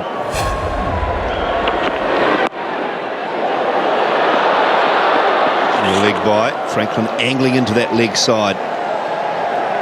Just unable to pick it up. It's an interesting field now, with James Franklin bowling around the wicket. He's got a man back, a short third man. He's got a short point and then a short fine leg, and then 3 men on the boundary from around about a square leg, mid wicket and mid on, long on, trying to cut down that boundary. And there's another very good shot through extra cover. That is David Hussey's area. Franklin misses with his area and he gets punished. Boundary starting to rain now for Australia, starting to get some momentum. Hussey using the feet to get down close to the pitch of the ball, and he's so strong through cover. Such a clean striker of the ball through that offside field. Gupta had no chance. Franklin's got a headache. Hopkins up to the stumps. Bolden. Well, it was a slow ball from James Franklin. Hussey went to swing it away on the leg side, and he missed it completely. James Franklin strikes, and one of the key men goes. Great reply from Franklin. Took the pace off it, rolled the fingers over it. Hussey too quick through the shot. Stumps everywhere. Big wicket for New Zealand, and Jimmy Franklin. David Hussey's wee cameo of 10 comes to an end. Bowled Franklin, Australia. 132 for 3. Well, you can understand that he had to do that. 13 and over is needed. Had to take the risk, but Franklin was good enough to bring some variation in, and he struck, got the reward. Hussey so strong through the offside. You wonder, Simon, why he didn't continue maybe going offside rather than leg side. I think he was eyeing up that short boundary, wasn't he? Third ball, the orange one. Just slow enough. And David Hussey was through the shot.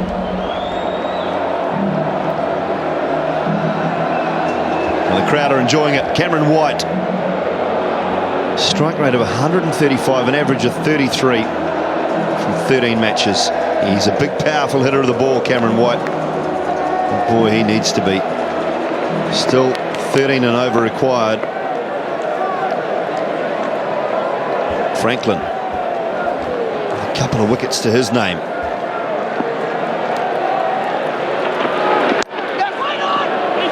Oh, a run out first ball.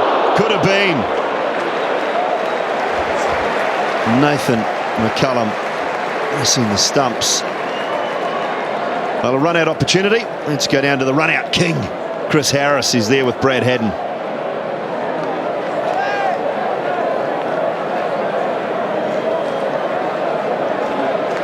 Well, apologies there. Harry's mic wasn't turned on.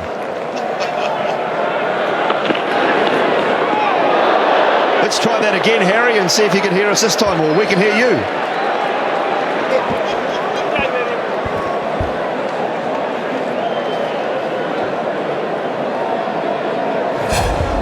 This is Cameron White.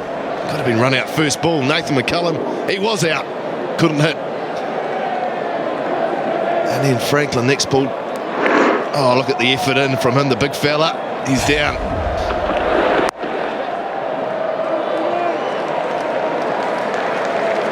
Good over. 6 from it and a wicket. Australia 133 for 3.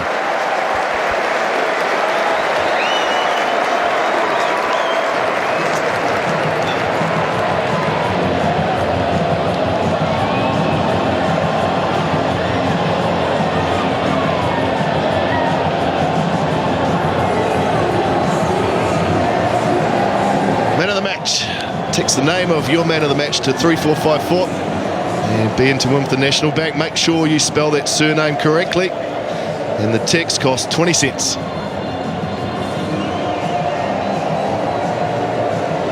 New Zealand skipper back into the attack. 1 over left. Chris Harris downstairs with Brad Haddon. Brad, great knock tonight, mate. You got Australia off to the perfect start. Yeah, it was a pretty good start. Would have liked to see Davey go on for a couple more overs. He looked like he was on again, but we're in a pretty good position here. Oh no. Well, that certainly helps. A great shot by Cameron White. 6 over extra cover. Yeah, this is a really big over of the game, I think. This is Dan's last over, and he's obviously the go-to guy for New Zealand. If we can go wicketless through this over, and with a couple of those, it'd be very handy on the scoreboard. Well, I was going to say Dave Hussey was a big loss, but then by that shot from Cameron White, perhaps that could be a good thing. Yeah, they're pretty big players in this form of the game, these two. They're obviously our power hitters, and we were hoping we could set it up a bit here at the end so they could play with some freedom. So we're in a position we wanted to be, so it's going to be good to watch at the end. So there's going to be some fireworks. You'd hope so. I don't think we should be pushing around. Well played tonight. Good luck. Thanks, Harry. Third time lucky. Thanks very much, Harry. And to Brad Haddon as well.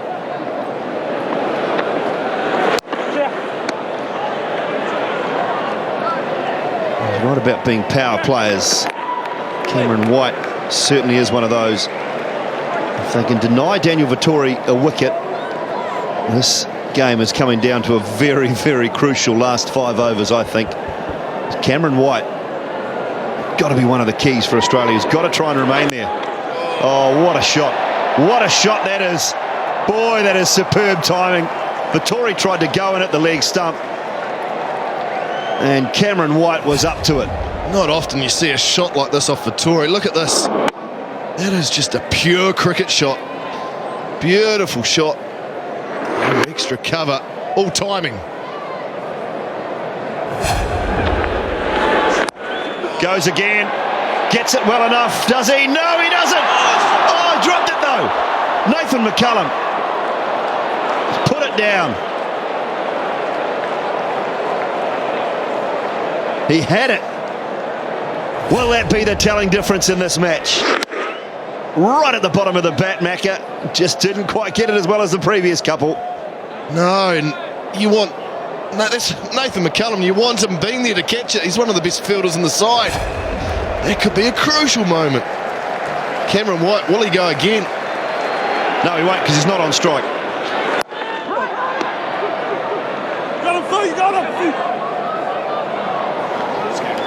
Well, it's the end of a good over for Australia. 16 runs from it. It's 149 for 3. Well, I just think so. 5 overs. So the scores, though, Australia are 6 runs ahead, and they've got an extra wicket in hand. James Franklin is going to continue. That'll be a single. Out to Ross Taylor at square leg, and to talk you through what will be a very exciting last 5 overs as the Australian 150 comes up. Mark Richardson is in alongside Ian Smith. Thanks, Dawley. Don't go too far away. I might need you if it really gets exciting. The old ticker. 65 from 29. Cameron White is a powerful man. Oh, straight back down the ground. 1 bounce, 4. Bad delivery, got punished. Yeah, he's powerful, all right, because he didn't hit this very well at all, and yet he was still confident enough to stand there and know that it was going for 4. Got very low on the bat. Well, New Zealand under real pressure all of a sudden. Australia, the class act that they are, they've come back. Could easily have fallen over here, but Clark has held it together. Clark has played a magnificent innings. 53 from 35 deliveries. It's more than he usually does. He's been asked to play a role, almost the aggressor, which is not his natural role in this environment. He'll chip it around, he'll knock it around, he'll run, he'll scamper, but he's taken up the challenge and done it brilliantly, showing the class that the man has.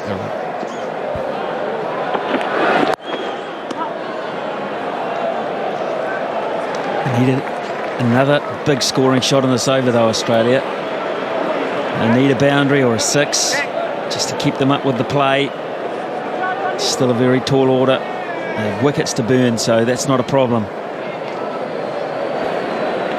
We're in that stage of the match now where 1 good over either way can tip the balance. 1 big over either way. Oh, I think that's big enough for 6. That's huge from Cameron White. Stand and deliver and pummel. He's just muscled this over. He is lining up that straight boundary. You know that's where he's headed. And anything you can get underneath, he is giving it the right heave-ho. Oh boy, where does Jimmy Franklin go now? Straight's no good. White's got that sorted out. Maybe width outside off stump. He can't go down leg side. Maybe outside off stump. He could get carved there too. Oh, just never timed it really, but that was a free hit. Big over for the Aussies. 166 for 3.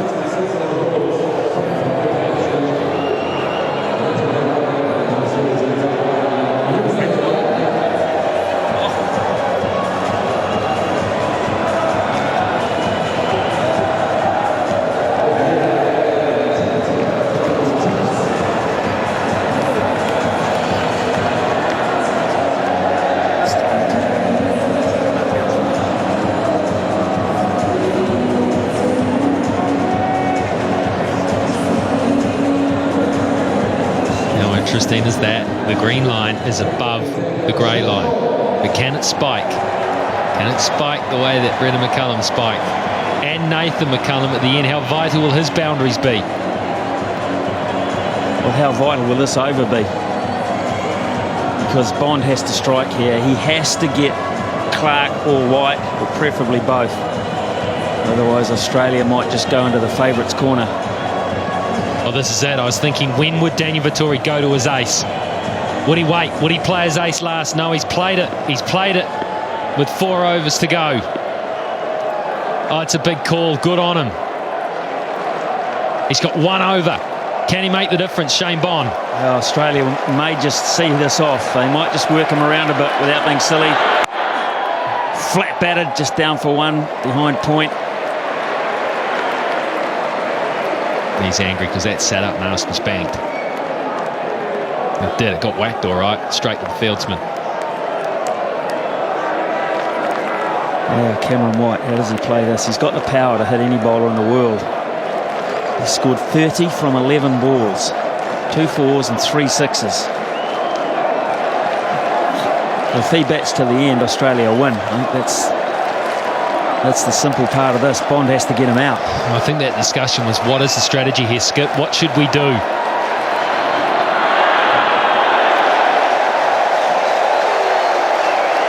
Good thinking. Use it up. It's a dot ball. Well, it was well directed too. That was the key. Very well directed. Straight over the top of Milton leg. Unable to free his arms. They can't allow Bond to bowl real cheap over here, or that will just force the asking rate sky high. You've still got to take him for a few. They need to get 8, 9 if they can. But they can't afford to lose one of these guys now to Bond. They can't allow Bond. They've got to, in a way, see him off, but they've still got to make sure that they don't stymie themselves. Who's got to come? Southey. He's got 2 overs. He's gone for 27 already.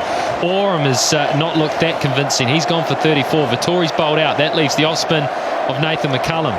He went for 17 from 1. Franklin, he looks a little bit hittable. It's all on this over. I don't think you can bowl Nathan McCullum at Cameron White. That's why they've got to get him out. It's going to go around the wicket, Shane Bond. This is an interesting approach, this.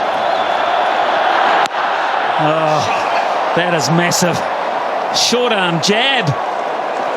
I'm not sure why he went over the wicket and looked to go pitch it on that close, to be honest. Because that's right in the arc. That's right in the slot. That's nonchalant.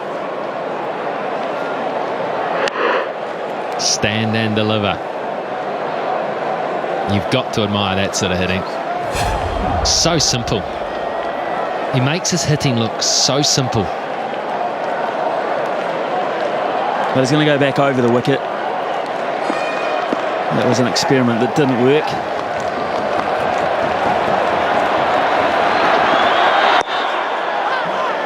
Nicely timed. Just look for 1. It's a 4, 6 or 1 ground, really, this.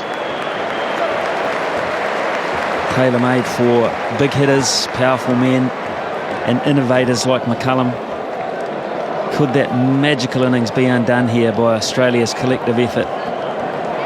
Could it?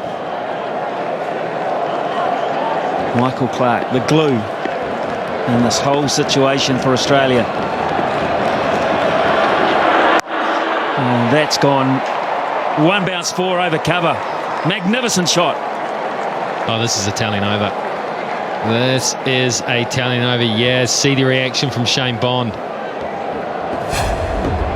This is brilliant. Just gave himself a little bit of room to target that area. He knew there were open spaces there. He also knows that is the shortest boundary on the ground. He didn't get it the whole way, but it meant if he wasn't going to get it the whole way, he didn't have to get it too wide of the fieldsman out there. 214. It looked good at the break, but how good does it look now? This ball, the wicket. Clark drags it away through the onside for 1. So 3 overs to go. Australia are poised here for a wonderful victory. If they continue to hit in this vein, it's 179 for 3. Heck of an over from Australia's point of view. It was the big over as far as Daniel Vettori was concerned. Bond is now bowled out. 1 for 27. Still a very good performance from him. Who is going to bowl out? Tim Southey has 2 up his sleeve. Young man under pressure. He's been taken. Oram has 1 to go. Will he show the experience? Someone has to show a cool, calm head. Someone needs to bowl a tight over. Tim Southee.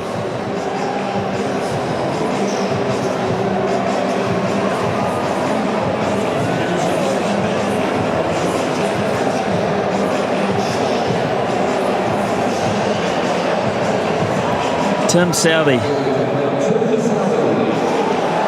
going to be asked the question here. Now's about the time that Daryl Tuffy is thanking the selectors for leaving him out today. Who would want this? Who would want this role? He could be a hero, he could be a heel. He's bowling with the short boundary exposed on the onside. Can he get it right, Tim Southee? Just the one that brings the big bludgeoner on strike. What Tim Southee has to think now is he has to think back to the performances that he put on when he was playing for the Northern Knights. Daryl Tuffy just thinking, I don't need this. I really don't need this. That'll do me for the day. I'll sit back here and wait for Napier.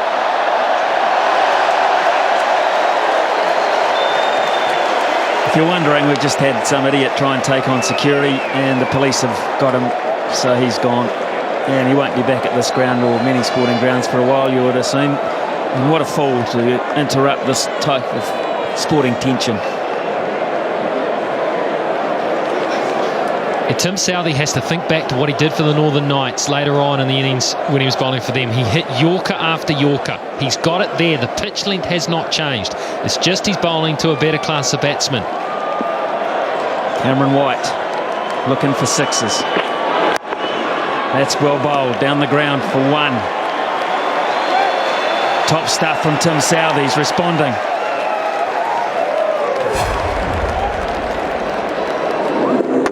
Just full enough. Just full enough. I'll tell you what, you don't get it full enough, we get it too full, you're going to go the distance. Clark will know he's going to go full and straight. He's a thinking man. Michael Clark. Will he look to play the ramp? Will he look to go behind square? Fine leg is up in the ring. Long off and long on is protected. It's the single. Well bowled Tim Southee. He's holding his nerve. A lot of growing up going on here for a young bloke. 3 more of those and Australia are under the hammer again. Get one wrong and Cameron White will relieve the pressure.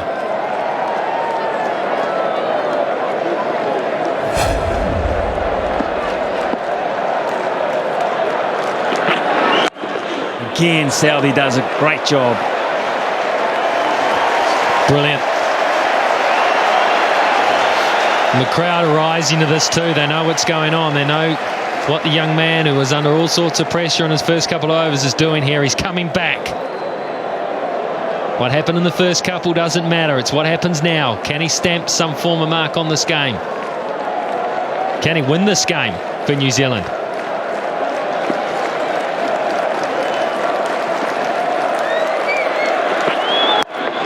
Clark can't get it through. 5 singles.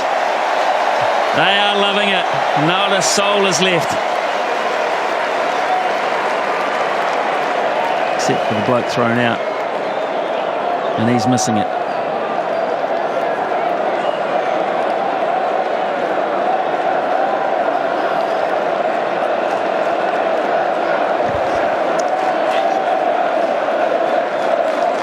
Last ball, Tim Southee. Can he do it again?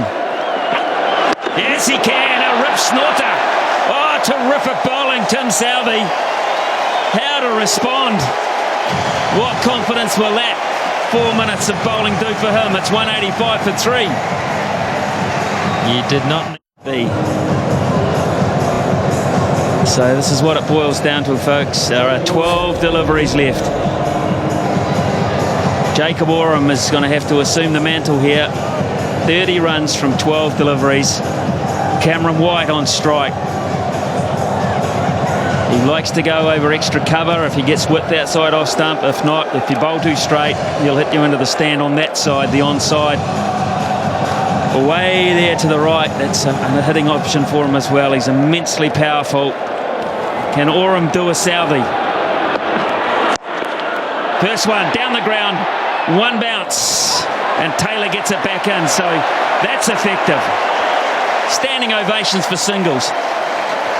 Anything that doesn't go to the fence.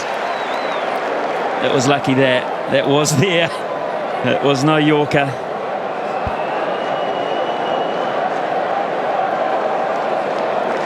They need a 6, Australia, or a succession of boundaries. They need a 6. Clark can do it.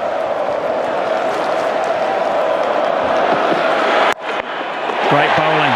Oh, here's a chance for a run out to get White. Oh, no! A fumble from Hopkins. Brilliant athletic work from Oram.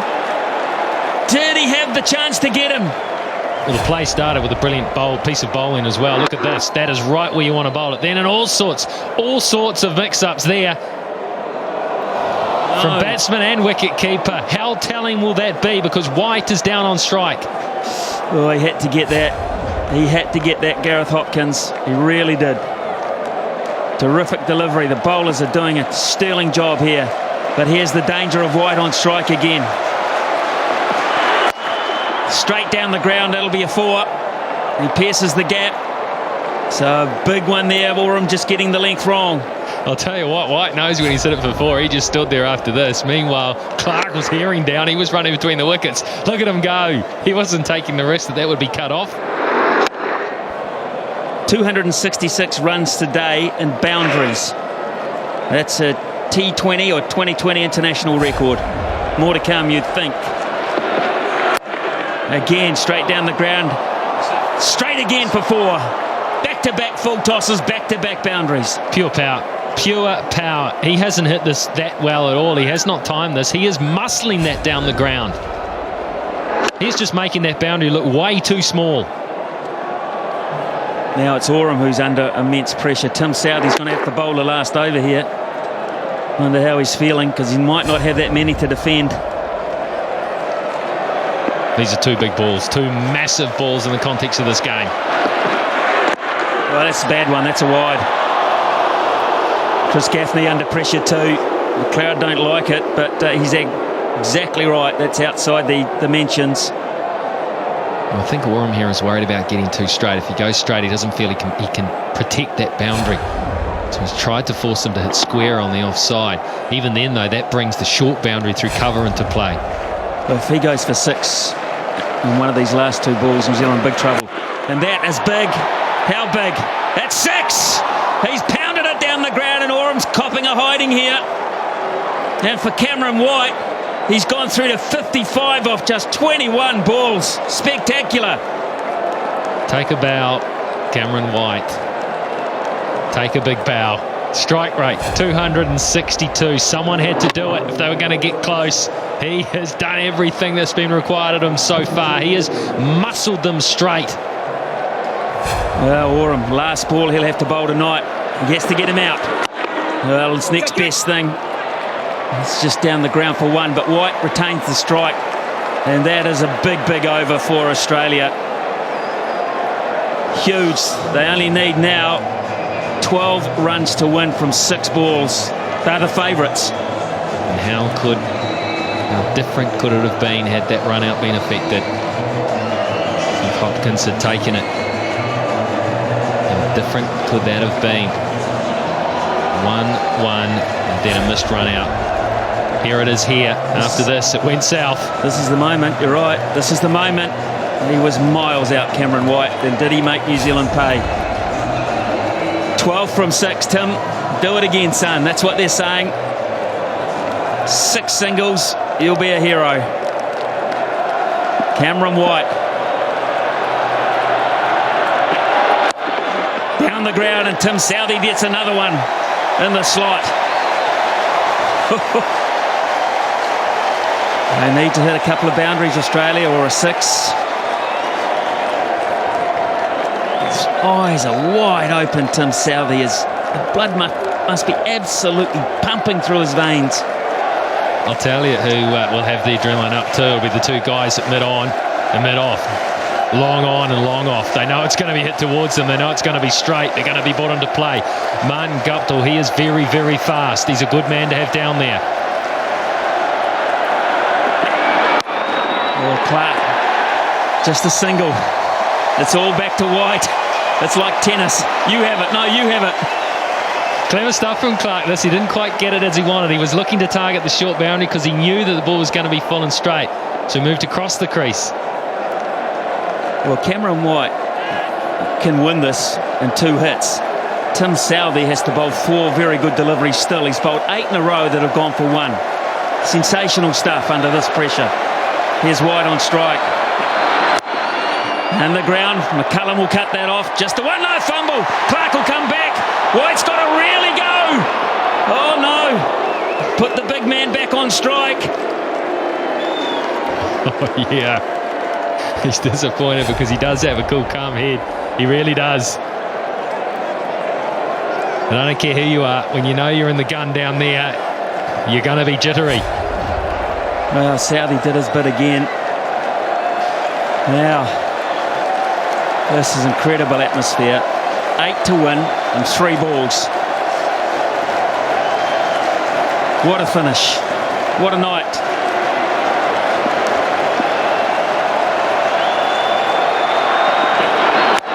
Down the ground again.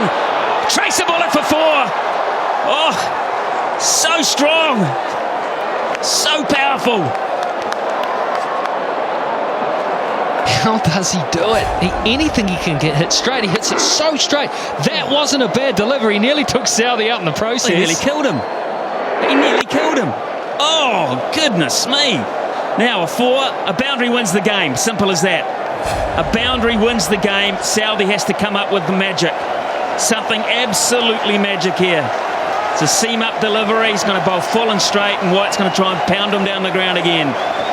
It's got to be the perfect Yorker, plain and simple. McCullum will get that. Oh, another fumble. Clark's going to have to do it. Clark is going to have to do it. He has to hit. Well, you've got to say he has to hit a boundary because they're not going to run 3 on this ground. Could we have a tie? Tim Southey, it was a good Yorker. It was just full enough so he couldn't get the total leverage on it. McCullum had to make up for the earlier fumble. He held his head and he was brilliant. Oh, Southey's been magnificent. Whatever happens here, Southey has been magnificent in this situation. Wow, look. Deep breaths, relax. Consultation between White and Clark in the middle.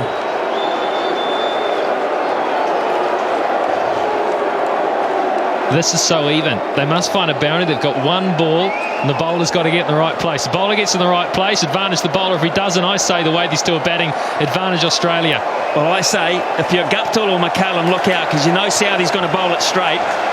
Hopkins has gone right back to the ring, so they can't play it fine of Hopkins. He's gone right back as the keeper. Look, he's way back. Down the ground and push for 2 for the tie. That's what they'll be looking for. Now they're going to have to run. Cut it off, yes, brilliant. Now they're going to go for 3. Michael Clark's got to come back. It's got to be a tie. Southey gets them off. It's a tie. It's unbelievable. What a finish. Oh my goodness, Tim Southey, what a hero. What a hero. Michael Clark, Cameron White, Australia, New Zealand. What a night. They have erupted around this ground and there's still more to come. I know, because they have a super over. They got to have a super over. McCullum's going to have to go and pad up again, Brendan McCullum. How about this for fielding down in the deep? A sprawling save from Nathan McCullum. It could easily have got away from him. Turn and Southey did the rest as they came back for the 3rd to try and win the game. So don't go home, folks. Don't go home. Stay where you are and don't flick your remote either.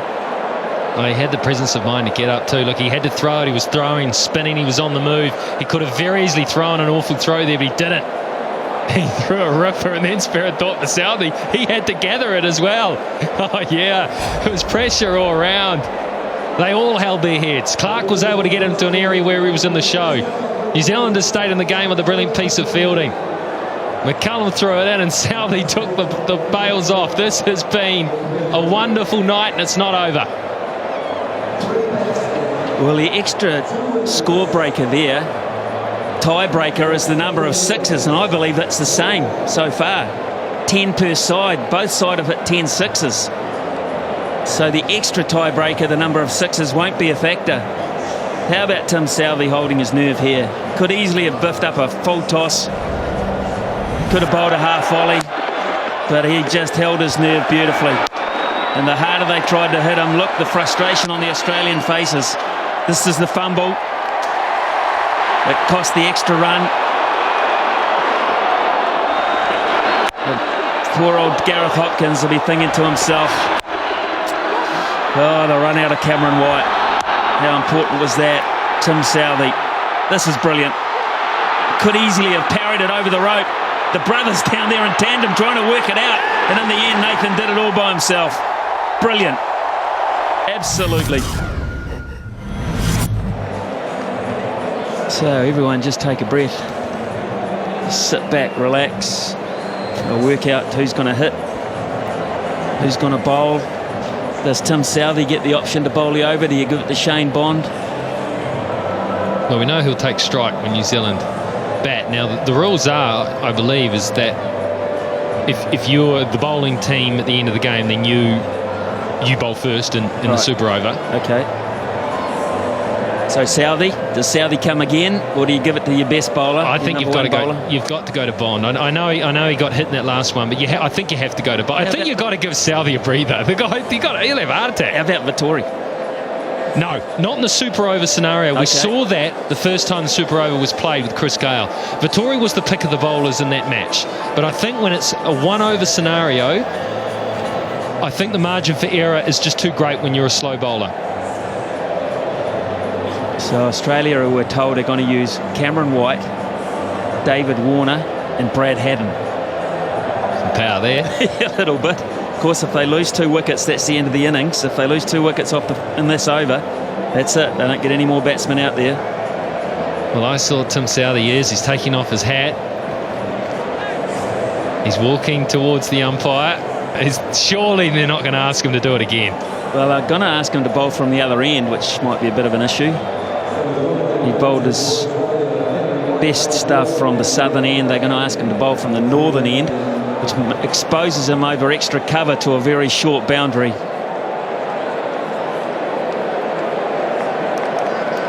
Well, he bowled a brilliant over. They know that he can bowl the Yorker on demand. He can get it full and straight. He needs to keep it simple in this over.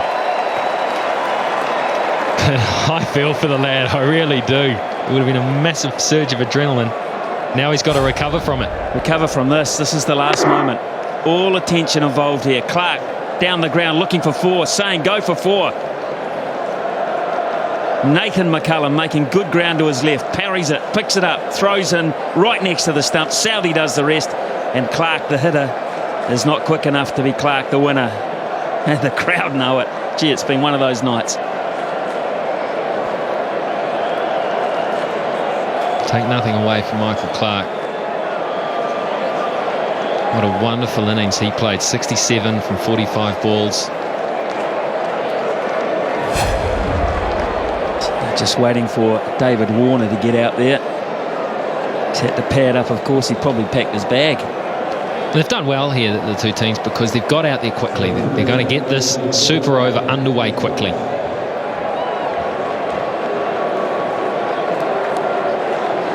So 6 deliveries, Tim Southey to bowl.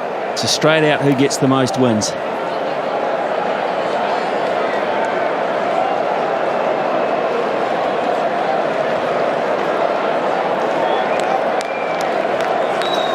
And Australia, we're told, will use Sean Tate to bowl their over. Where's McCullum going to try to hit him? Well, you know. Over the keeper.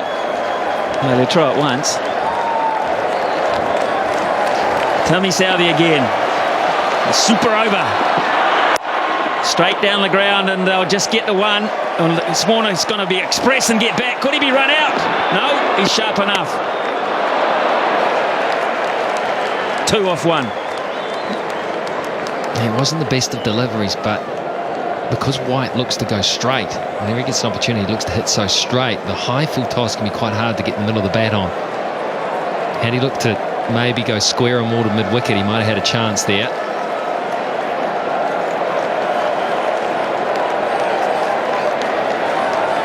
New Zealand will use Martin Guptill, Ross Taylor and Brendan McCullum when it's their turn to bat. It seems a long way away at this point. Here's Southey again. Just a single. Tim Southey. Man, he's bowling a season's worth here.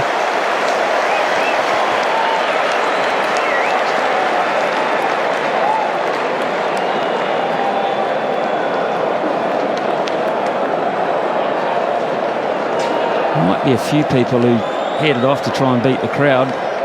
They're wondering what all the yelling's about. What are they still doing? People that didn't know about the super over. Especially if you're one of the people that had to queue for half the game to get in. Imagine that, you're walking down the road saying, ha ha, I beat the crowd. I got my car out early. Pick up the paper tomorrow morning. But it's been a great crowd. 26,148. They got their money's worth. Here's Southey again. Warner on strike. Oh, Southey. He doesn't have to throw it. That's fine. It's a genius. How did he stop this, or did you just get in the way? I reckon he could bat too. Maybe they sent him out to bat. He's trapped that. White wanted to get the strike. Warner wasn't prepared to risk it. So he's bowled 3 balls for 3 runs. And Warner has 3 balls to work his magic. Can he do it? That's big. How big? It's going to be caught. It's going to be taken. Not big enough. Nathan McCullum. Most important thing there, it's a dot ball. And Australia only have 1 wicket up their sleeve, but White gets on strike. It was close to his arc, but he toe-ended it. It was just too wide for him to get in the middle of the bat on it, and so it went up. It just floated up. Nathan McCullum, I tell you what, I don't care what the situation is, he does not drop those. So Warner can't make an impact.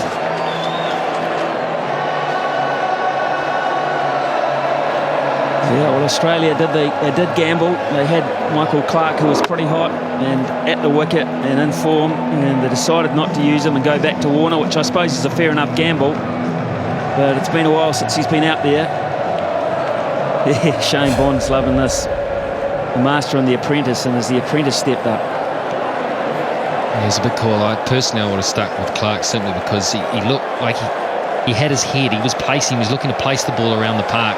He looked like he was cool, calm, and knew what he was doing. He was in form and he was hot. Anyway, that's all academic. Here's White. There's Tim Southey again too. Oh, my word. If he runs him out, that would be the end of the innings. He didn't try. Hey, Tim Southey, how about this? How about that? But absolutely perfect. Well, is Brendan McCullum man of the match if New Zealand win? Of course he is. Or is Southey? Is Tim Southey?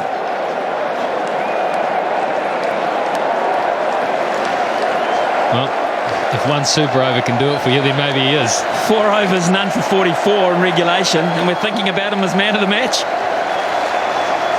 Last ball, super over. And that'll only be 1. They'll run again, and mow as well. Hopkins will go, it's hit the batsman. You run the line of the throw, perfectly legal. You can do that, Brad Haddon. Protect the wickets you're running towards. 6 off the over, and they're loving Tim Southey. New Zealand have got a royal opportunity here against Sean Tate to win this match. Super over.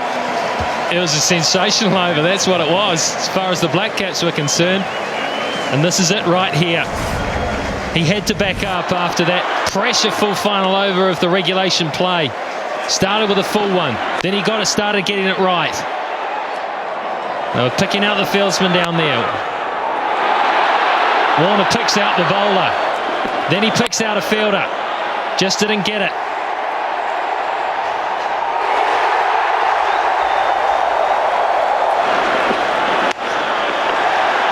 And then White gets an absolute ripper there. And they pick up 2 to finish it. Well then, Tim Southey. We've got to get him, don't we? We've got to have a word from him. Here he is with Chris Harris. I'm here with the man of the moment, Tim Southey. Not only brilliant in the actual full game, but a magnificent eliminator, brother. You must be wrapped. Yeah, pretty pleased. I think I was only 6, so I just tried to not go for a boundary, and that would have been a good over. So yeah, I was pretty pleased with the way I was coming out. You hit 3 Yorkers, 3 overs worth, and you hit the hole, I think, every time. Very hard to do. Fantastic. Yeah, it's obviously pleasing to get off to a good start, and then you're not chasing you over. So I think off to a good start, give yourself some confidence, and then obviously the crowd was pretty amazing. Well done, mate. Hopefully you've done enough for the batters. Great stuff. Thank you. He's done his bit, and he's done it magnificently. Michael Clark. How can Australia get out of this? Well, Sean Tate has to get 2 wickets. That's the way I figure it. Fastest bowler in the world. Well, he's just got to go full and straight, and hopefully he can blast them through. Well, I think that they can run 4 singles, 5 singles, 6 singles. I think they can get 6 singles. He has to not go for a boundary, but more importantly, I think he has to get a wicket. If he gets a wicket when this first or second ball, New Zealand are under immense pressure then, because they can't lose another one. Does he risk a short one? I don't think he can. I don't think he can try to dot ball with a bouncer. I think that's too high risk. If you're Michael Clark, do you have a very straight, fine leg behind the keeper with McCullum on strike? Can you have 2 there? Well, he has to. I think he has to stop the ramp shot. And I think he has to place him slightly on the offside, so he doesn't end up with the 3 behind scenario. So very straight, but just on the offside.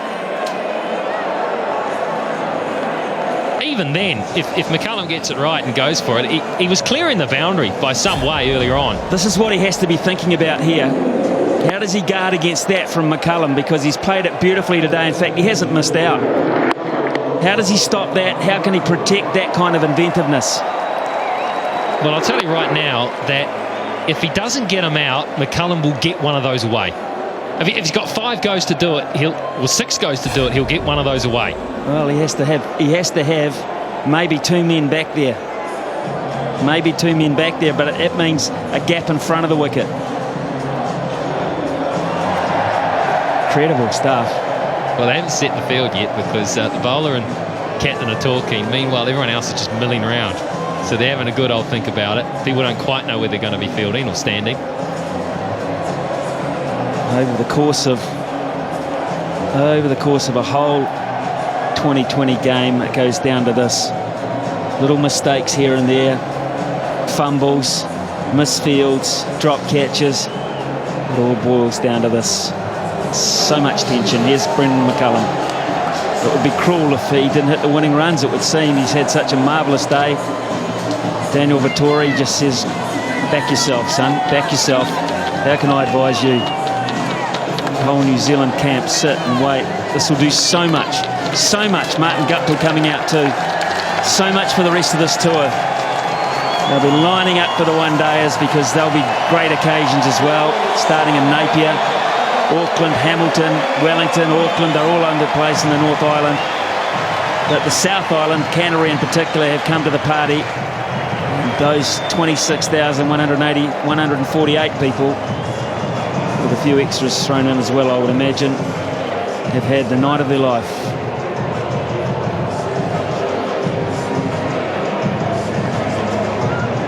All this time, Sean Tate has been standing out there waiting, little adjustment of the shoelaces, the bootlaces, tie them up a bit tighter. Could be over in 1 ball, 2 balls. Could be, and Australia could win. New Zealand could win. I mean, the scenario is amazing. The fact that it's 7 from 6. Will that actually change McCullum's strategy? Will he think, well, okay, well, let's just get bat on ball here. Let's not try anything stupid. Let's not try to play a high-risk stroke that could, in fact, lose a wicket. Let's keep things simple for the first 3 balls of the over. Maybe look to get bat on ball and pick up 2 singles at the very least. How straight's he? It's about where McCullum was ramping it, over the top there, down into that little gap between stands. Ryan Harris, he might be in the hot seat here. Maybe they should have thought about one of their very best fieldsmen down in the deep there. Well, my bet is that if McCullum does play that shot and gets it anywhere near the middle of the bat with the pace, that Tate will probably bowl, and I imagine he's fairly fired up. The adrenaline will be pumping. I don't think he's in the game. I think it's over his head. Well, Australia are out there trying to drag this out a wee bit. Poor old Chris Gaffney is having to deal with some issue.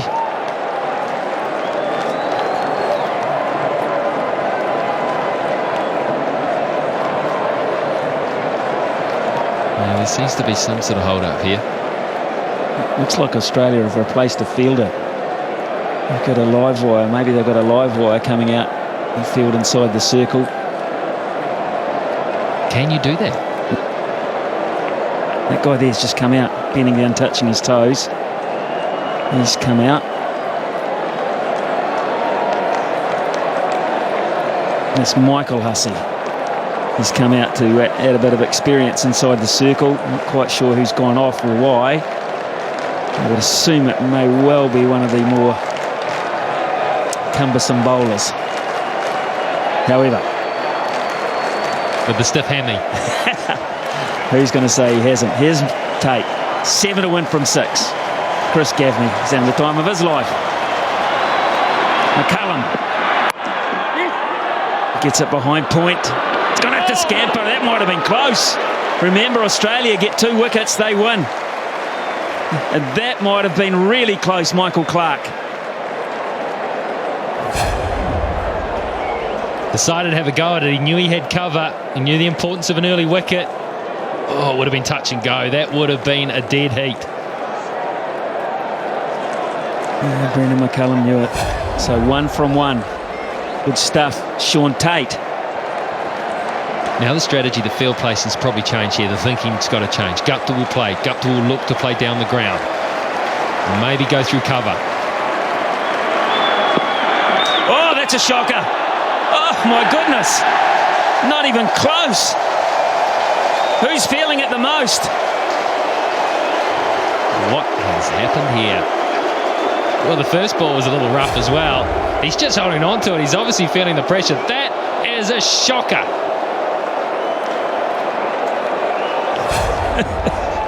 Hadden did well to cut that off. 5 from 5. 5 from 5. A bonus for New Zealand there.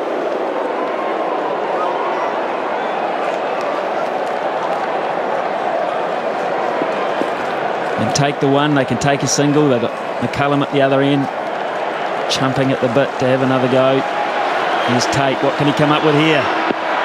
That was wideish too. That might have pushed the boundaries. Clarke again misses. Another run-out opportunity. Oh, and that was a crucial one. That would have been the make-up after the wide, because that would have been a wicket and also would have been a dot ball. He had time too here, Clarke, and he's the type of guy that normally hits. He is such a good cricketer. Guptill gave it everything. He had time to steady himself, take aim. It would have been out. Yeah, it would have. It would have, and I don't think it would have missed by much. Michael Clarke doesn't miss very often. Now then, McCullum on strike. 4 to 1, 4 deliveries.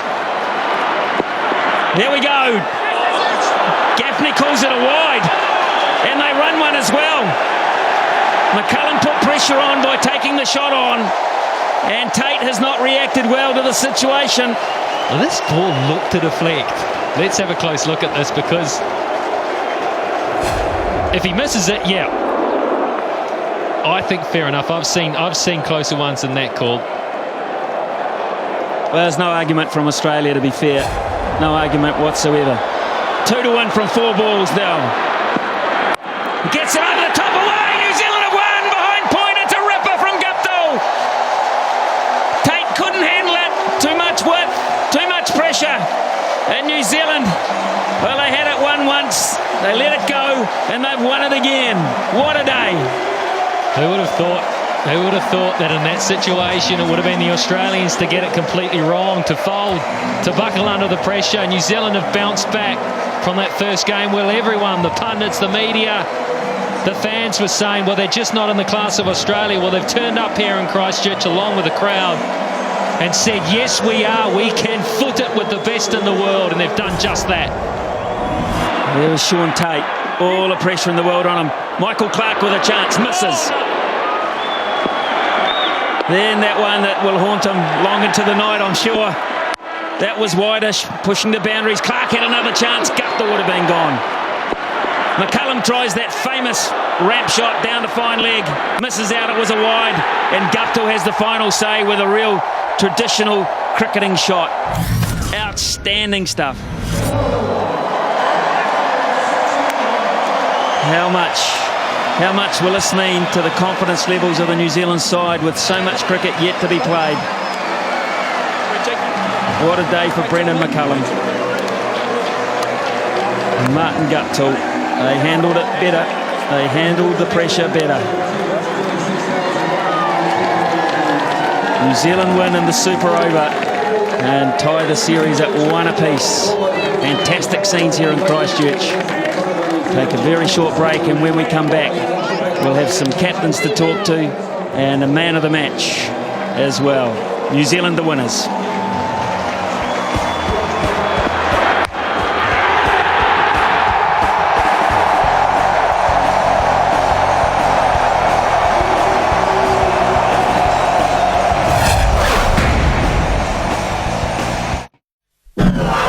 The National Bank Series is brought to you by Mitre 10.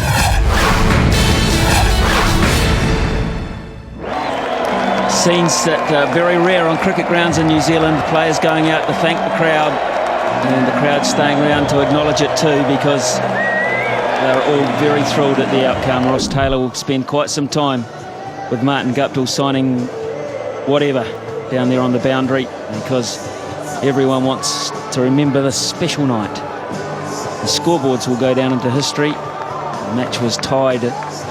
Australia needing 215 to win it. Got 214 at the end of their 20 overs for 4 wickets. Warner 20, Haddon 47, Clark 67 running for the third to win the game.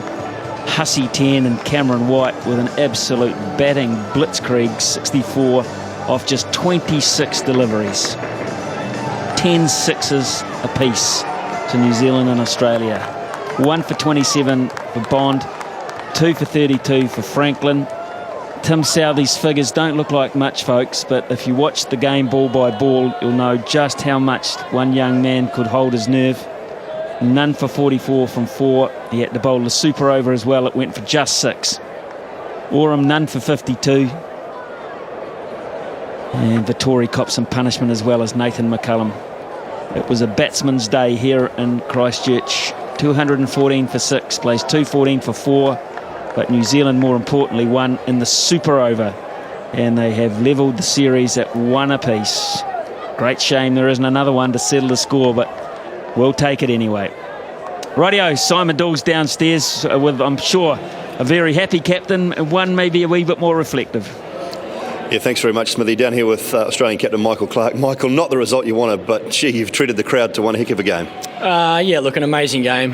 Disappointed we didn't get the result, but I think I think for preparation for us going into the 2020 World Cup, that was, you don't get any better than that. I thought Brendan McCullum played an unbelievable innings.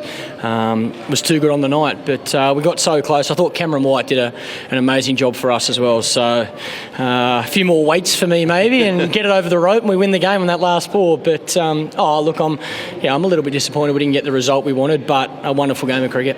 It's not the first time you've been tested, but it's been a while, hasn't it, since you've had a really good close game like that after the home series. It must be nice, as you say, for preparation for the one-dayers as well.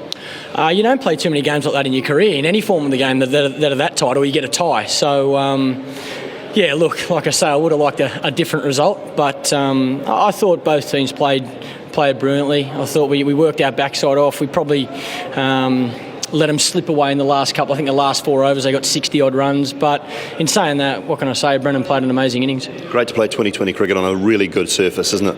It helps, yeah, it makes life a lot easier, and I think with boundaries like that it makes it easier as well. And I guess, we thought we could get the runs. We just thought, the first 6 overs were crucial not to lose too many wickets. So, we stuck to our plans. It's just unfortunately we didn't get over the line tonight. All right, Michael, well, hard luck, and we'll see you in Napier for the first one day, Thanks, mate. And Michael Clarke, the Australian captain, disappointed, but a fantastic game, and one man who I'm sure is very jubilant, Daniel Vettori. Dan, what a game.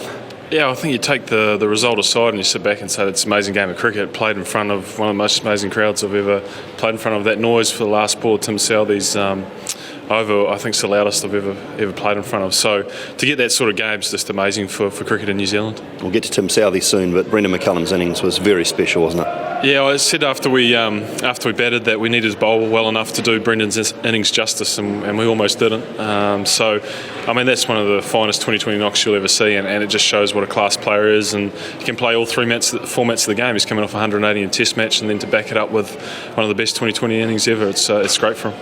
They still possess some very good hitting power, don't they? Cameron White proved that. He nearly got them across the line towards the end. Yeah, right from the start he put us right under pressure, and I think how good a surface that was, and that one very small boundary, it's always difficult to defend, and we could have done the job a lot better, but we got there in the end thanks to Tim Southey, who was amazing. Yeah, what about Tim Southey? Because did you have any second thoughts about that eliminator over and not giving the ball to him, perhaps going to Shane Bond?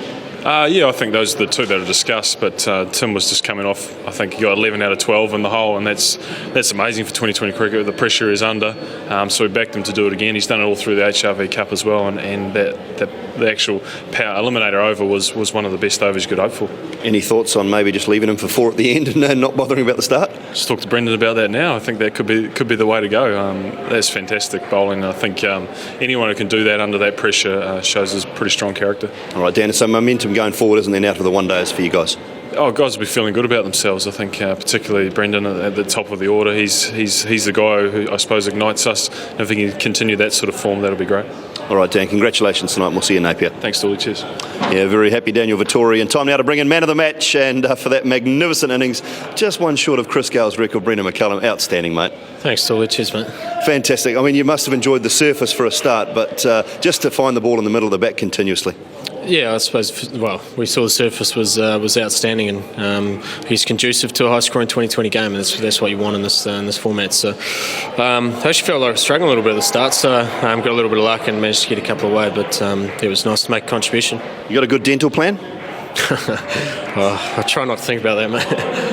Because if they go wrong, mate, it's not going to be pretty. Yeah, well, I try and get my head out of the way. I try and get every bit of my body out of the way except my bat. So, they don't always come off, but I guess it does put the opposition under pressure in terms of bowling their Yorkers. Any thoughts of it going all awry when the Aussies were going strong? Because Cameron White played a fantastic innings, didn't he? Oh, mate, I thought we'd lost that game about 20 times over. It was, I guess, when you play against a world-class team like Australia and the confidence that they've got at the moment, you've got to exhaust every single resource you got to get across the line, and we had to do that tonight. It took some fantastic bowling from a 21-year-old kid to step up and perform for us, and I guess in the end that was winning of the game. All right, Brendan, well, for that effort, you get yourself $500 thanks to the National Bank. You also get to donate $500 to a club of your choice in New Zealand. Who's that going to be? Albion Cricket Club in Dunedin, mate. All right, Brendan, well played tonight. Absolutely outstanding. We'll see you in Napier. Thanks, mate. So Brendan McCullum, man of the match tonight for that magnificent innings. And we head to Napier, Smithy, with a lot of people enjoying the cricket, I think, from tonight, and a fantastic crowd. Well, I hope it's a sellout, Dooley. Thanks for that. Ross Taylor posing for a few photos. And Brendan McCullum, 61%. That would have been close to 98% before Southey came into the game for New Zealand. Picked up 21% of the vote with unbelievable figures of 4 overs, none for 44. But you have to understand the pressure built into that situation. White and Clarke getting a small percentage of the vote. I didn't know they could vote from across the Tasman. However, here you go. Brendan McCullum, the deserved man of the match. So then, yes, we head to Hawke's Bay, sunny Napier, hopefully, which is a batting paradise again for two top-class sides. Might be a hard one for the bowlers as well there. It's New Zealand against Australia, and our coverage begins at 1:30 in the afternoon on Wednesday. First ball will be at 2 o'clock. If it's anything like this, New Zealand have actually beaten Australia for the first time tonight in 2020 cricket, and it's the first time Australia have lost this summer, and it went right down to the wire. We'll see you in Napier where it promises to be just as good.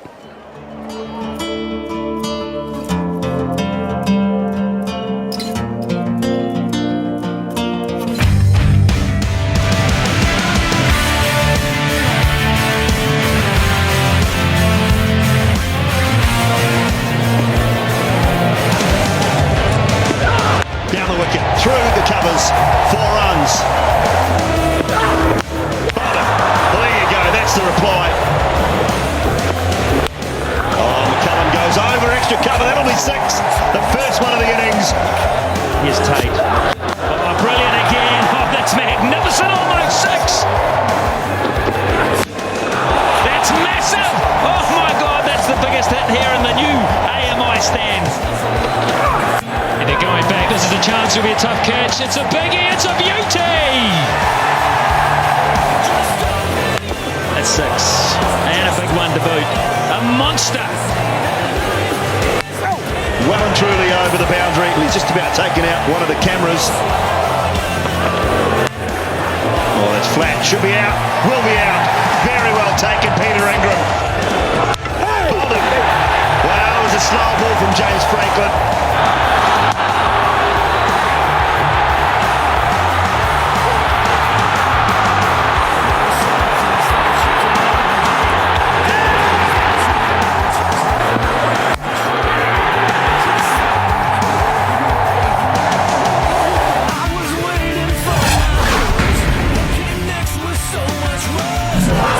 The National Bank Series was brought to you.